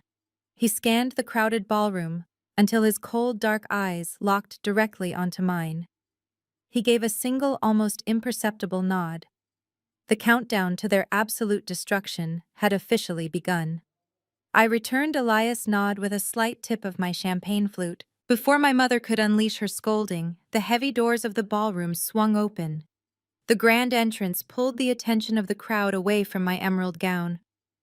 A woman walked into the dazzling light of the crystal chandeliers. It was Vanessa. She wore a plunging crimson dress that clung to every curve of her body. But it was not the dress that caught the attention of the room. Resting against her collarbone was the massive diamond necklace Derek had purchased with my stolen trust fund. The flawless teardrop diamond sparkled fiercely, mocking my very existence. Vanessa did not look intimidated by the sea of high society elites. She moved with the arrogant confidence of a woman who believed she had already won the ultimate prize. She scanned the room and locked eyes with Derek. I watched from a short distance as she glided directly toward his circle. Derek looked like he was going to pass out. His face went entirely pale and his eyes darted nervously around the room, searching for me. I quickly stepped backward, slipping behind a towering floral arrangement of white orchids that shielded me from their view, but allowed me to hear every single word. Vanessa stepped right up to Derek, pressing herself dangerously close to his side. She reached out and subtly traced her manicured fingers down the sleeve of his expensive tuxedo jacket. She thought she was being secretive, but anyone paying close attention could clearly see the intimate gesture. Derek flinched physically, stepping back slightly. He was absolutely terrified that I would see them, but Vanessa just smirked. Chloe immediately stepped forward, beaming with delight. She wrapped her arms around Vanessa in a tight theatrical hug. "It is so wonderful to finally see you outside of those stuffy private club meetings," Chloe said loudly enough for the immediate circle to hear. Chloe turned toward my mother. "Vivian, I want to officially introduce you to Vanessa," Chloe announced, her voice dripping with fake sweetness. "She is a prominent investor from the city and a very close personal friend of mine." Vivian looked Vanessa up and down, noting the expensive crimson dress and the massive diamond necklace. My mother's eyes lit up with instant approval. Any friend of Chloe is a friend of our family, Vivian purred, extending her hand. I leaned closer to the floral arrangement, holding my breath. Chloe leaned in toward my mother, dropping her voice into a conspiratorial whisper. I set her and Derek up a few months ago, Chloe confessed with a wicked giggle. Derek was getting incredibly bored with Sasha, and I needed to make sure he stayed completely loyal to my family real estate project. Giving him a real woman to keep him entertained was the perfect leverage to ensure he kept funneling that trust fund money exactly where we needed it. I braced myself, expecting my mother to at least show a fleeting moment of maternal outrage. I expected her to defend my marriage even if she disliked me. Instead, my mother let out a soft, approving laugh. "Well, men have their needs," Vivian replied smoothly, waving her hand as if discussing the weather. "As long as Derek keeps providing for the family estate and elevating our social standing, I do not care what he does in his private time. Sasha is far too simple to keep a powerful man like him satisfied anyway." "You did the right thing, Chloe. We need Derek entirely focused on the investments." I stood frozen behind the white orchids. My hands gripped the stem of my champagne flute so tightly, the crystal threatened to shatter. The air rushed out of my lungs. The betrayal was not just a cheating husband. It was a complete systematic execution of my life, orchestrated by the very people who shared my blood. My sister-in-law had intentionally procured a mistress for my husband just to manipulate him into stealing my inheritance. And my own mother, the woman who gave birth to me, had known about the affair and actively endorsed it because she valued a fraudulent real estate deal over her own daughter's heart. They had all conspired to humiliate me, rob me, and break me. They thought I was a pathetic blind fool who would simply smile and quietly serve them appetizers while they destroyed my entire future. I took a deep, slow breath, filling my lungs with cold, absolute resolve. I stepped out from behind the floral arrangement, my emerald gown sweeping across the marble floor. They wanted to play a high-stakes game of total family destruction. I was about to show them exactly how an auditor settles the final score once and for all tonight. I stepped away from the white orchids and gracefully made my way toward our reserved table at the front of the ballroom. The dinner service had just begun, and the clinking of heavy silver cutlery against fine china filled the massive space. I took my seat next to Derek. He was staring blankly at his empty dinner plate, his hands shaking so violently he had to fold them tightly in his lap. He looked exactly like a guilty man standing on the trapdoor of a gallows, just waiting for the heavy wooden lever to be pulled. Terrence and Chloe sat across from us drinking expensive champagne and completely ignoring Derek's silent deterioration. They were too busy admiring themselves in the reflection of their own perceived success. The lights in the ballroom suddenly dimmed. A single bright spotlight illuminated the grand stage at the front of the room. The ambient chatter of the high society crowd immediately faded into respectful silence. My mother, Vivian, walked confidently to the center of the stage. She adjusted the microphone stand with a practiced, elegant smile. She looked out over the sea of wealthy donors, politicians, and church elders, soaking in their undivided attention. "Welcome, everyone, to our annual charity gala," she began, her voice echoing powerfully through the professional sound system.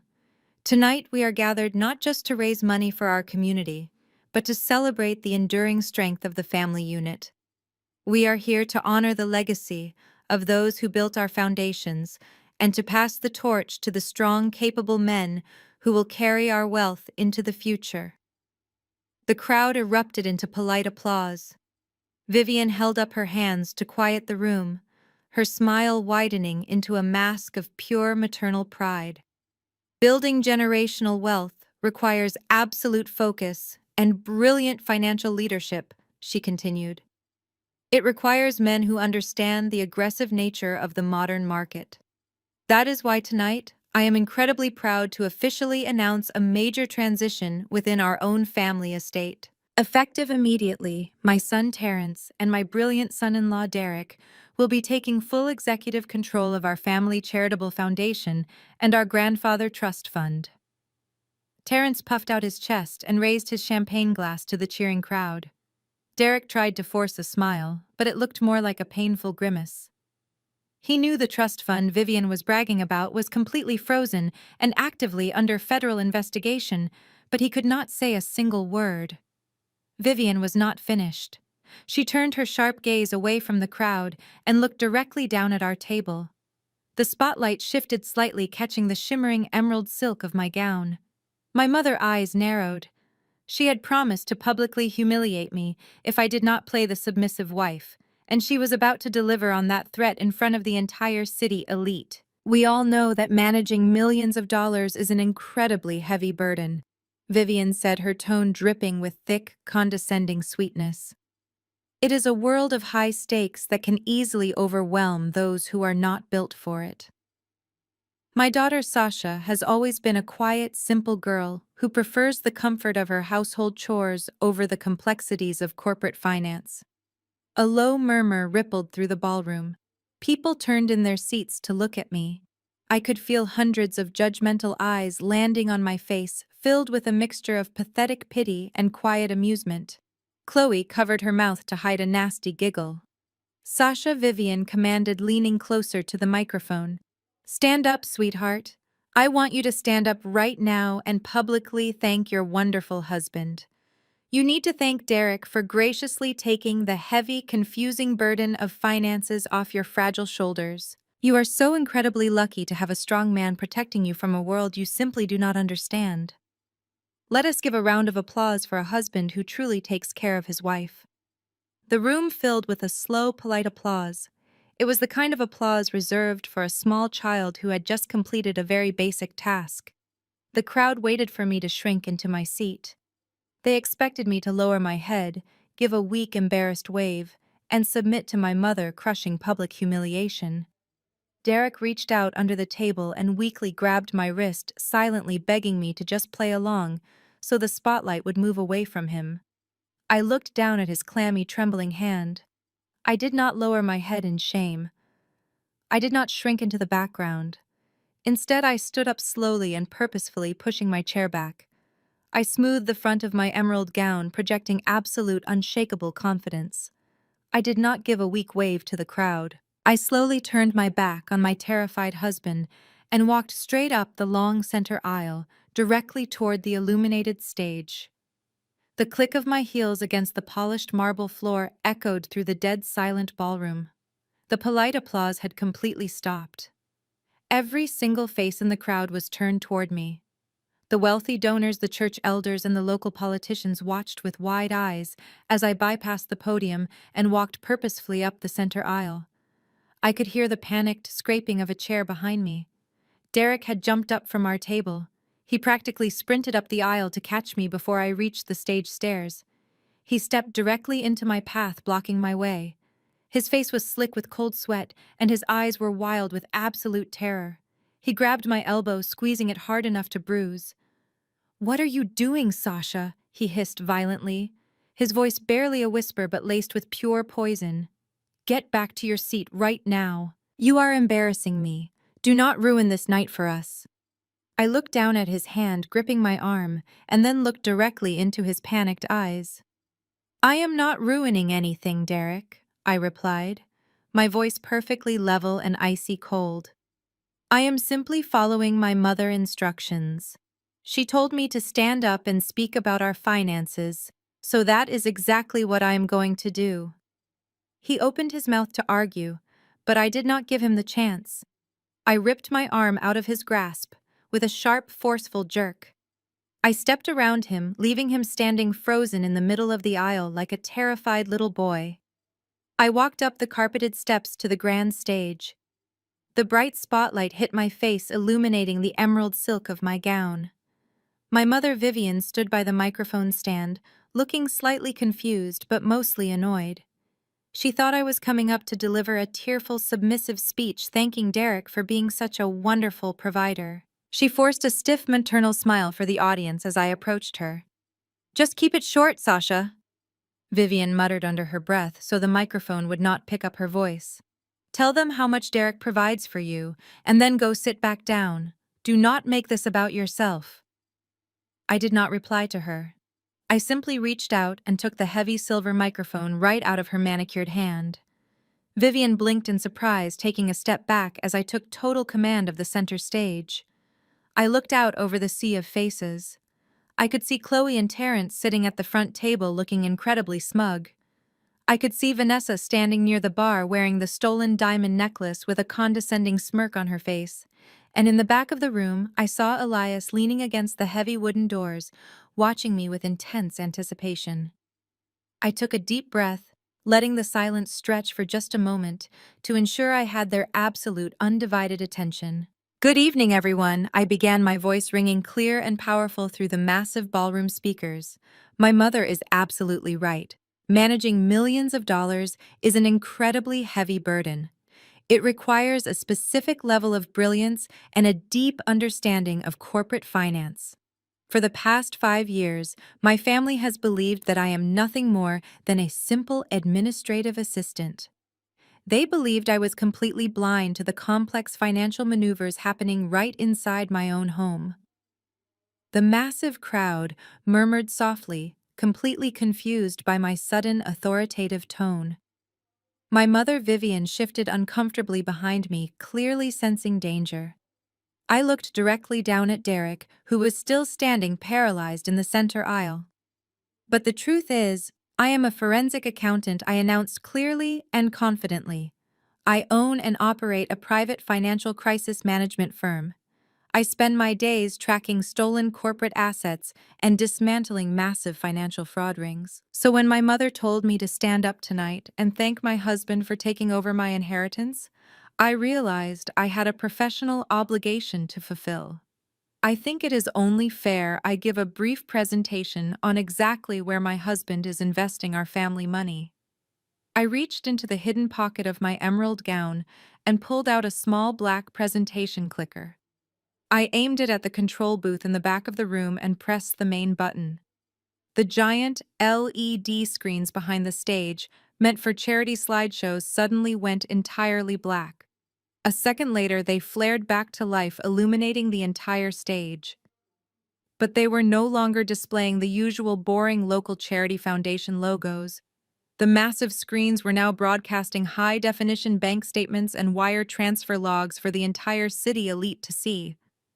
The collective gasp from the audience was so loud it sounded like the air had been suddenly sucked right out of the massive ballroom. I pointed the small remote at the giant glowing screens overhead. As you can see, ladies and gentlemen, my husband has been incredibly busy managing our family estate, I announced, my voice echoing with absolute authority across the room. Right here on the left side of the screen is the grandfather trust fund my mother was just bragging about. And on the right side is the destination of a highly classified wire transfer totaling exactly $500,000. The wealthy crowd began to murmur loudly as they read the glowing numbers displayed in high definition. The destination account does not belong to any local charity or legitimate investment firm, I explained, pacing slowly across the wooden stage. It is an offshore shell company, explicitly registered to a woman named Vanessa. Derek finally broke out of his terrified paralysis. The reality of his public exposure shattered his polished facade entirely. He scrambled up the stage stairs, his face completely red with blind panic and rage. "Give me that microphone right now, Sasha," he yelled, reaching out to grab me and shut down the presentation. But before his hand could even brush against my emerald silk gown, a massive figure stepped directly between us. Elias moved out of the heavy shadows with terrifying speed and precision. He did not say a single word to my frantic husband. He simply grabbed Derek by the lapels of his expensive tuxedo and shoved him hard backward. Derek stumbled clumsily over his own feet and crashed heavily onto the wooden stage floor. Elias stood firmly over him, smoothing his own tailored suit jacket with absolute calm. "Stay exactly where you are," Elias ordered, his voice a deep, menacing rumble that carried across the stage, even without a microphone. The elite crowd watched this physical altercation in absolute stunned silence. My mother, Vivian, was gripping the wooden podium, her knuckles completely white, entirely unable to comprehend what was happening to her perfect evening. I did not look back at Derek cowering on the floor. I kept my eyes locked on the captive audience, addressing them like a seasoned federal prosecutor delivering a devastating opening statement. Vanessa is not a licensed financial broker. I continued, projecting my voice effortlessly over the rising whispers. She is my husband's secret mistress. My sister-in-law, Chloe, actually introduced them specifically to ensure Derek would remain fiercely loyal to her own desperate financial schemes. I gestured directly toward the front table where Chloe was now visibly shaking and shrinking into her velvet seat. The money stolen directly from my grandfather trust fund was funneled through Vanessa straight into the Oak Ridge Development Corporation to secretly bail out Chloe's bankrupt family estate. People sitting at the lavish dining tables began pointing and whispering frantically to one another. Politicians and church elders, who had just been praising my family business acumen, were now staring at Terrence and Chloe with absolute open disgust. Terrence slowly looked at his wife, his face pale and contorted with sudden, horrifying realization. He was finally connecting the hidden dots. He realized the $800,000 he had eagerly given Derek from his own second mortgage was completely gone, swallowed by the exact same fraudulent black hole. Chloe tried to stand up and loudly deny the accusations, but her shrill voice was completely drowned out by the rising noise of the angry, betrayed crowd. "Sit down and remain quiet." "Chloe," I commanded sharply, my voice easily cutting through the ballroom chaos. "I am not finished presenting the family investment portfolio just yet." I confidently aimed my remote and pressed the primary control button one more time. The massive screen flashed brightly, and a new, highly detailed legal document appeared. This was not a simple private bank statement or a wire transfer log. It bore the heavy official seal of a federally insured financial institution. Derek groaned miserably from the cold stage floor, burying his sweating face in his shaking hands. Stealing money from a private family trust is a terrible personal betrayal, I explained, my tone turning deadly serious and cold. But forging an authorized signature on a loan application to illegally secure $2 million in federal funding is a severe corporate felony. I pointed straight to the bottom of the glowing document. And right down here, you can see the signatures of the two primary beneficiaries who knowingly submitted this fraudulent loan application. The massive screen slowly zoomed in on the bottom of the page, displaying the ink signatures for the entire ballroom to read. It was the undeniable absolute proof of their massive federal crime, clearly signed by Derek and Chloe. The silence in the ballroom shattered into a million pieces. The collective realization of what I had just shown them sparked an absolute uproar. Wealthy donors and church elders began shouting over one another, pointing fingers at the front table where Terrence sat frozen in horror. But the loudest noise came from the back of the room near the bar. Vanessa pushed her way through the crowd, her face twisted into a mask of pure desperation. "That is a complete lie," Vanessa screamed, her voice echoing shrilly over the chaos. "She is making all of this up. Those documents are completely fake. She is just a bitter, jealous wife trying to ruin her husband because he does not love her anymore." Vanessa stood on her tiptoes, trying to project absolute confidence, but her hands were trembling. She thought she could simply gaslight an entire room of high society elites the same way she and Derek had tried to gaslight me. Down at the front table, Chloe was having a completely different reaction. She did not try to stand her ground and fight. She knew exactly what federal bank fraud meant. She grabbed the edges of her pearl-colored dress and scrambled out of her velvet chair, pushing past her husband, Terrence.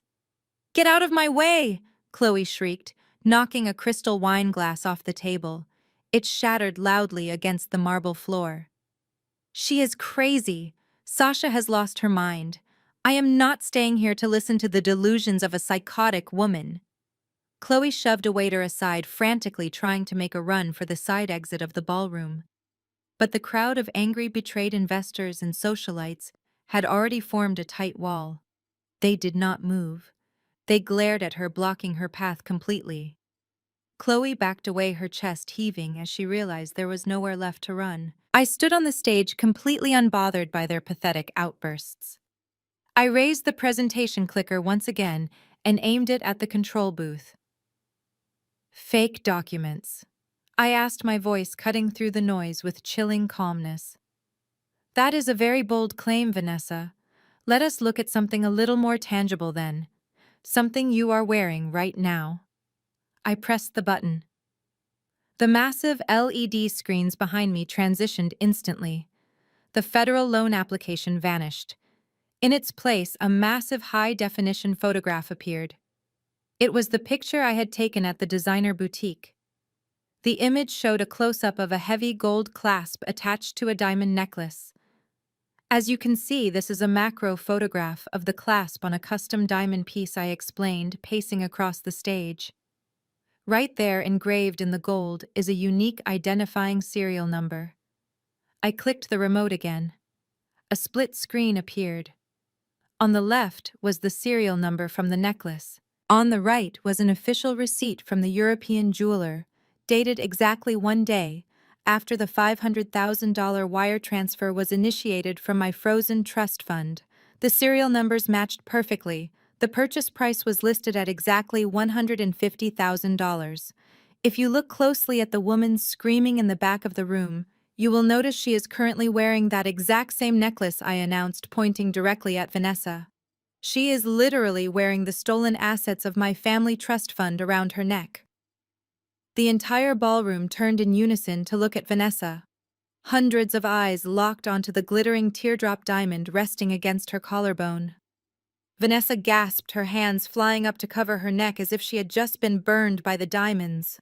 The arrogant sneer completely vanished from her face, replaced by utter humiliation and stark terror. She tried to step backward into the shadows, but the guests around her physically stepped away, leaving her entirely isolated in a circle of empty space.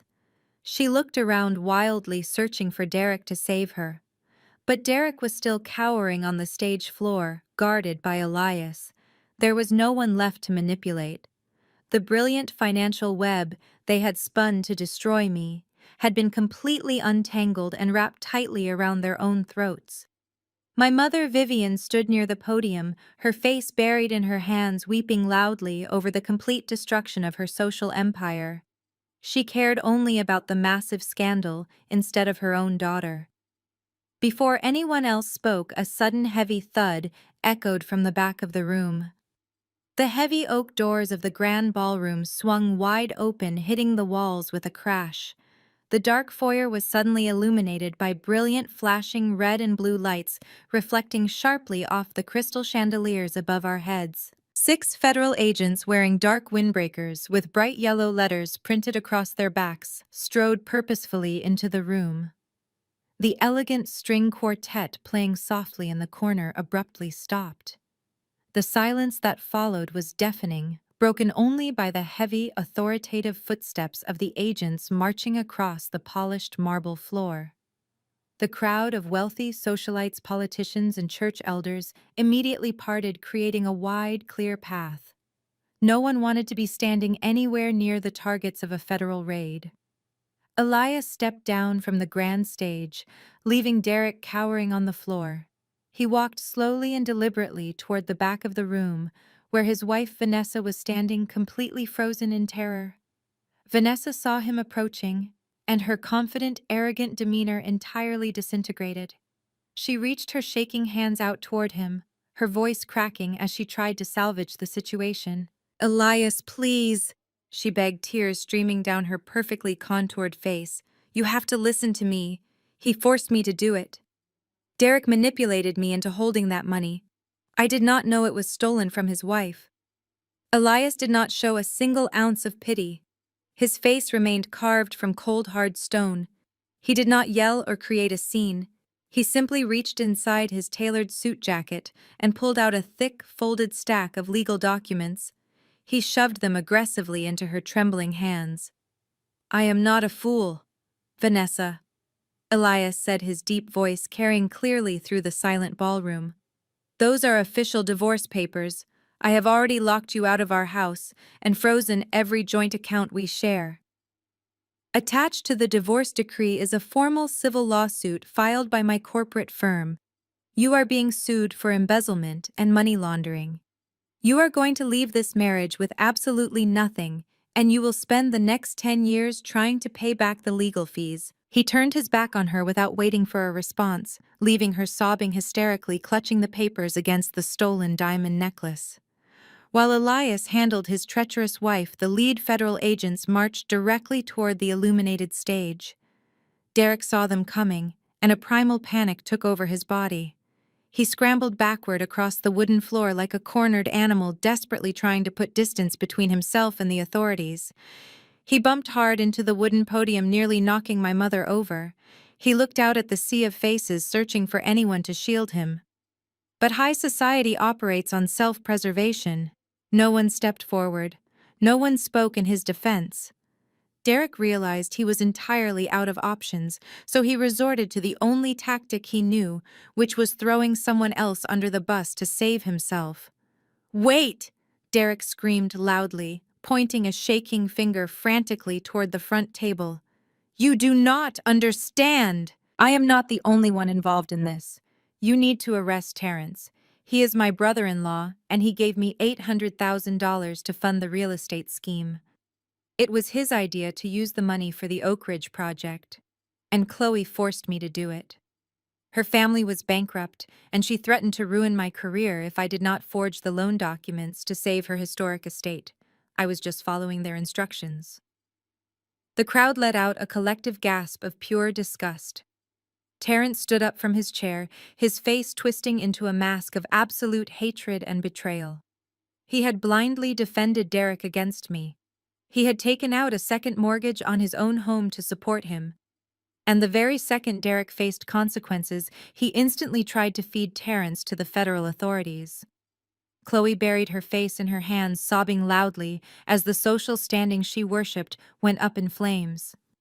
The lead FBI agent did not care about Derek and his pathetic excuses. He stepped onto the stage, reached down, and grabbed Derek roughly by the collar of his expensive tuxedo jacket. He hauled him to his feet with incredible force, spinning him around and pressing his chest hard against the wooden podium. Derek let out a sharp cry of pain as the agent forcefully pulled his arms behind his back. The sharp metallic click of steel handcuffs echoed loudly through the silent ballroom, snapping securely around his wrists. "Derek, you are under arrest," the lead agent announced, his authoritative voice booming over the stunned crowd.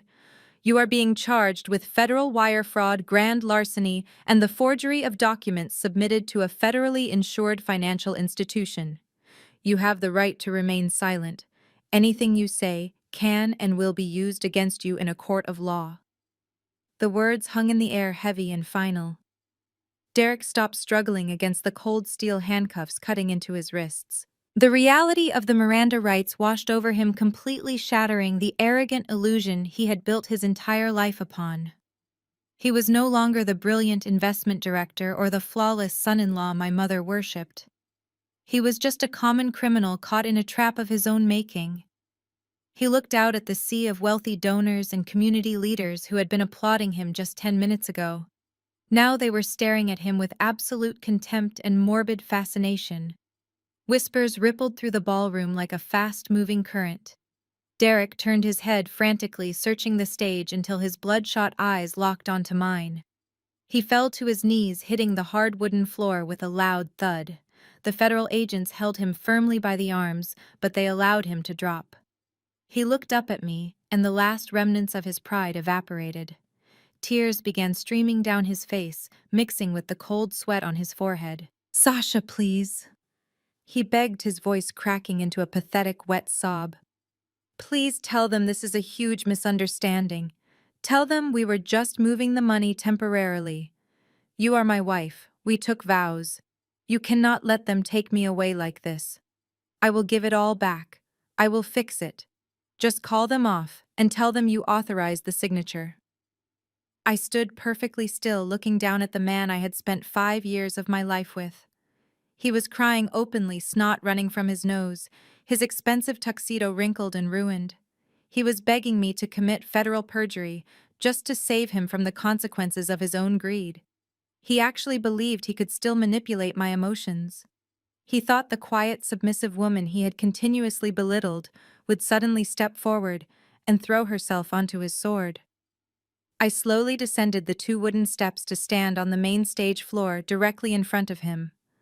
I looked down into his desperate, pleading eyes. I did not feel an ounce of pity. I felt entirely liberated. "I cannot call them off, Derek," I said, my voice perfectly calm and devoid of any emotion. "Because I am the one who handed them the evidence. I am the one who traced the offshore accounts. I am the one who flagged the forged signatures on the federal loan applications." Derek shook his head wildly, unable to process the words. "But you do not know how to do that," he cried out. "You are just a secretary. You do not understand any of this." I leaned down slightly, my emerald silk gown brushing against the floor. "I am not a secretary," I replied, staring straight into his soul. "I am a forensic accountant, Derek.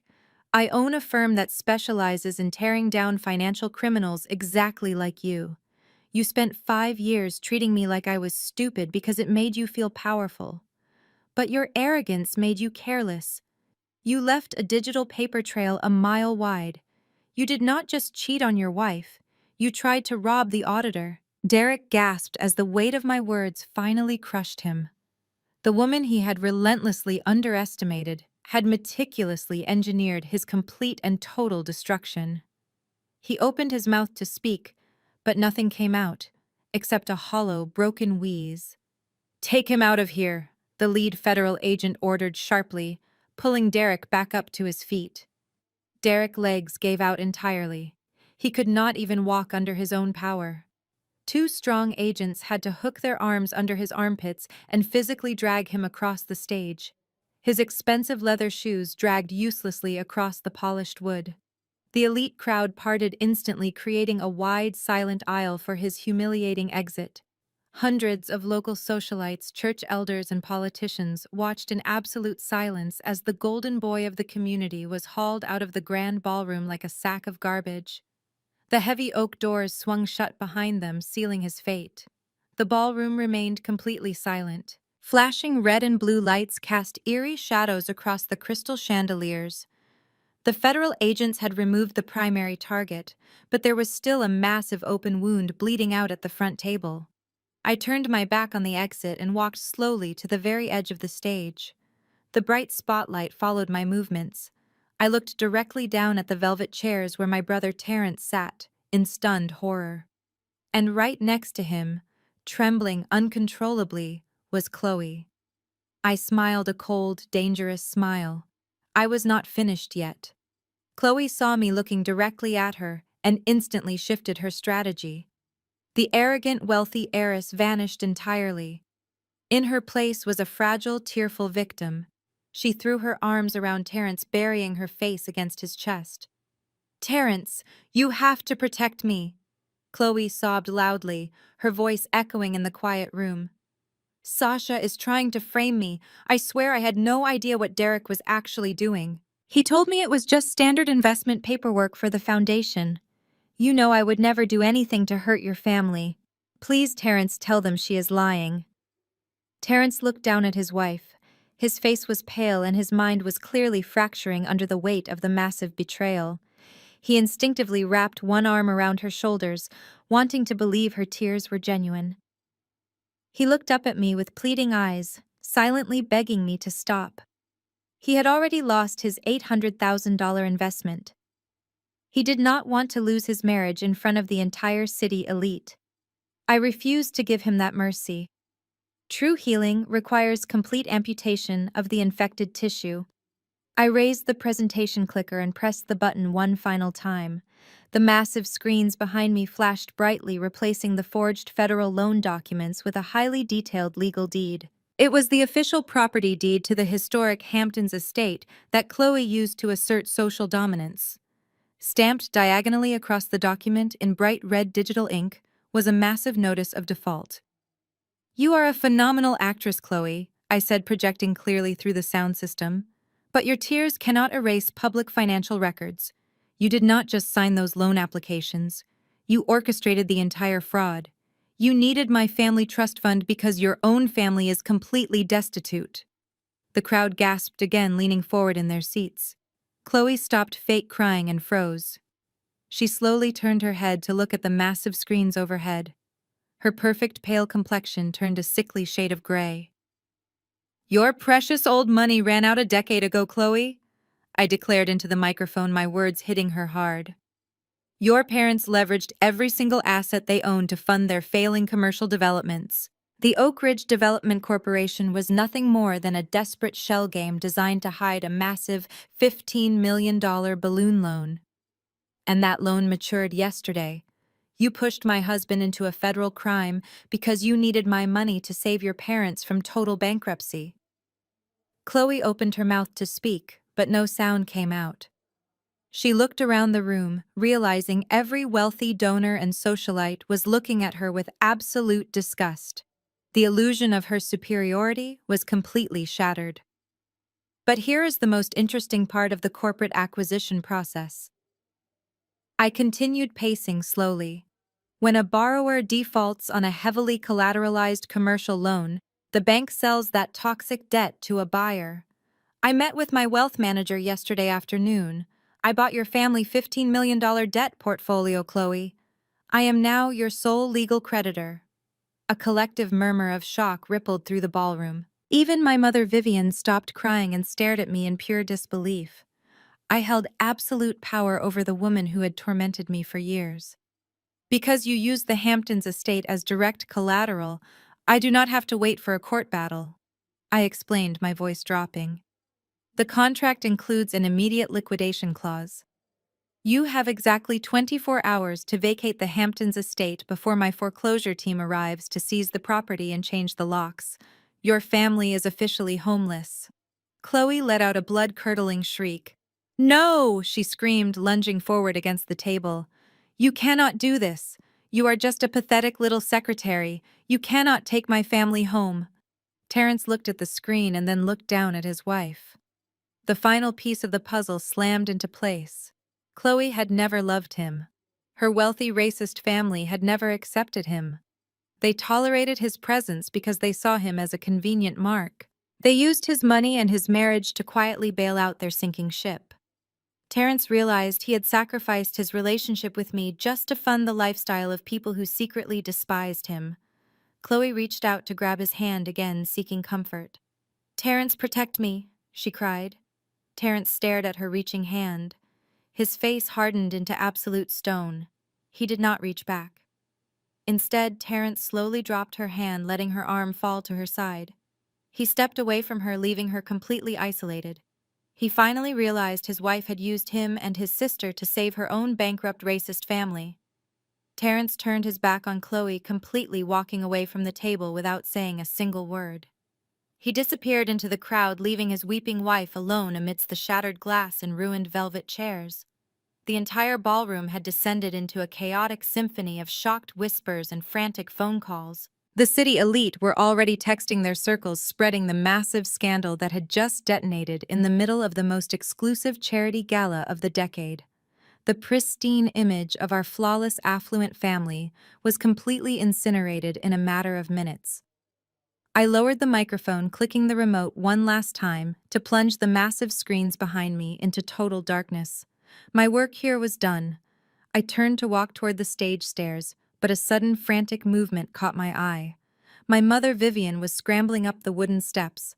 Her perfectly styled hair was disheveled, and her shimmering silver gown looked heavy and awkward on her shaking frame. Her face was streaked with dark mascara, tears running freely down her cheeks. But as she rushed toward me, I quickly realized she was not crying out of sorrow for the betrayal I had just endured.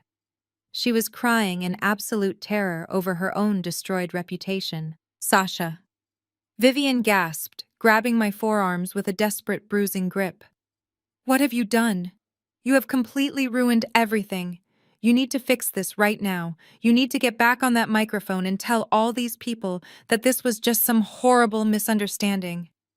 I stared at her manicured hands, gripping my bare skin. I did not pull away immediately. I just let her frantic energy wash over me, analyzing the sheer depth of her delusion. Fix this, Mom, I asked, my voice dangerously calm. Derek is currently sitting in the back of a federal vehicle facing decades in prison for wire fraud. Chloe family is entirely bankrupt and facing eviction by tomorrow morning. There is absolutely nothing left to fix. The rot has been entirely removed. Vivian shook me, her eyes wide and wild with panic. You do not understand, she cried, her voice bordering on a hysterical shriek. My friends are out there. The church elders are watching us. The board of directors will strip me of my chair position by tomorrow morning. You have made us a laughingstock in front of the entire city. You could have handled this quietly at home, Sasha. You could have divorced him privately and let us manage the narrative. But you just had to be selfish. You had to stand up here and embarrass your own family in front of everyone who matters. She was actually blaming me. My husband had stolen my inheritance, forged my signature, and publicly humiliated me with his mistress.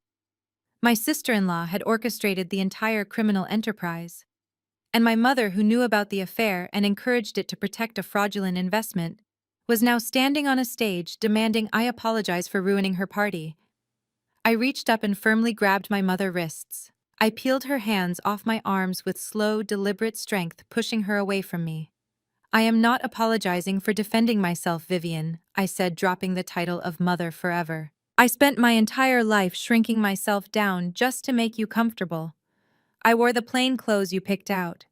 I married the arrogant man you chose for me. I played the submissive, quiet daughter so you could parade around the country club and brag about your perfect family. And the moment those people decided to bleed me dry, you gladly handed them the knife. Vivian opened her mouth to argue, but I cut her off, my voice echoing coldly across the empty stage. You knew Derek was cheating on me, I stated, stating the absolute undeniable fact. You knew Chloe was manipulating him. You watched them steal my grandfather money, and you smiled because you thought it elevated your social standing. You sold your own daughter to a group of criminals just to maintain the illusion of high society wealth. Vivian stumbled backward, covering her mouth with her trembling hand. Sasha, please, she sobbed, realizing her manipulation tactics were completely useless. Do not do this. We are blood. We are family. I looked her dead in the eye, feeling nothing but pure liberating indifference. You wanted a perfect family image more than you wanted a daughter, I said, delivering the final crushing blow. Now you have neither. I turned my back on her for the last time. I walked gracefully down the wooden stairs, my emerald silk gown trailing elegantly behind me. The sea of wealthy donors and socialites parted instantly, creating a wide, silent path for me to exit. No one dared to speak. No one dared to look me in the eye. They simply watched in awe as I walked straight through the massive oak doors, leaving the toxic ruins of my past behind. I left Vivian standing completely alone on the dark stage, weeping hysterically into her hands as her entire social empire crumbled into dust around her. That night, the city elite watched my mother fall from grace, and they did not offer her a single hand to help her back up. The charity gala was the sudden, explosive end to my life as a submissive, naive wife.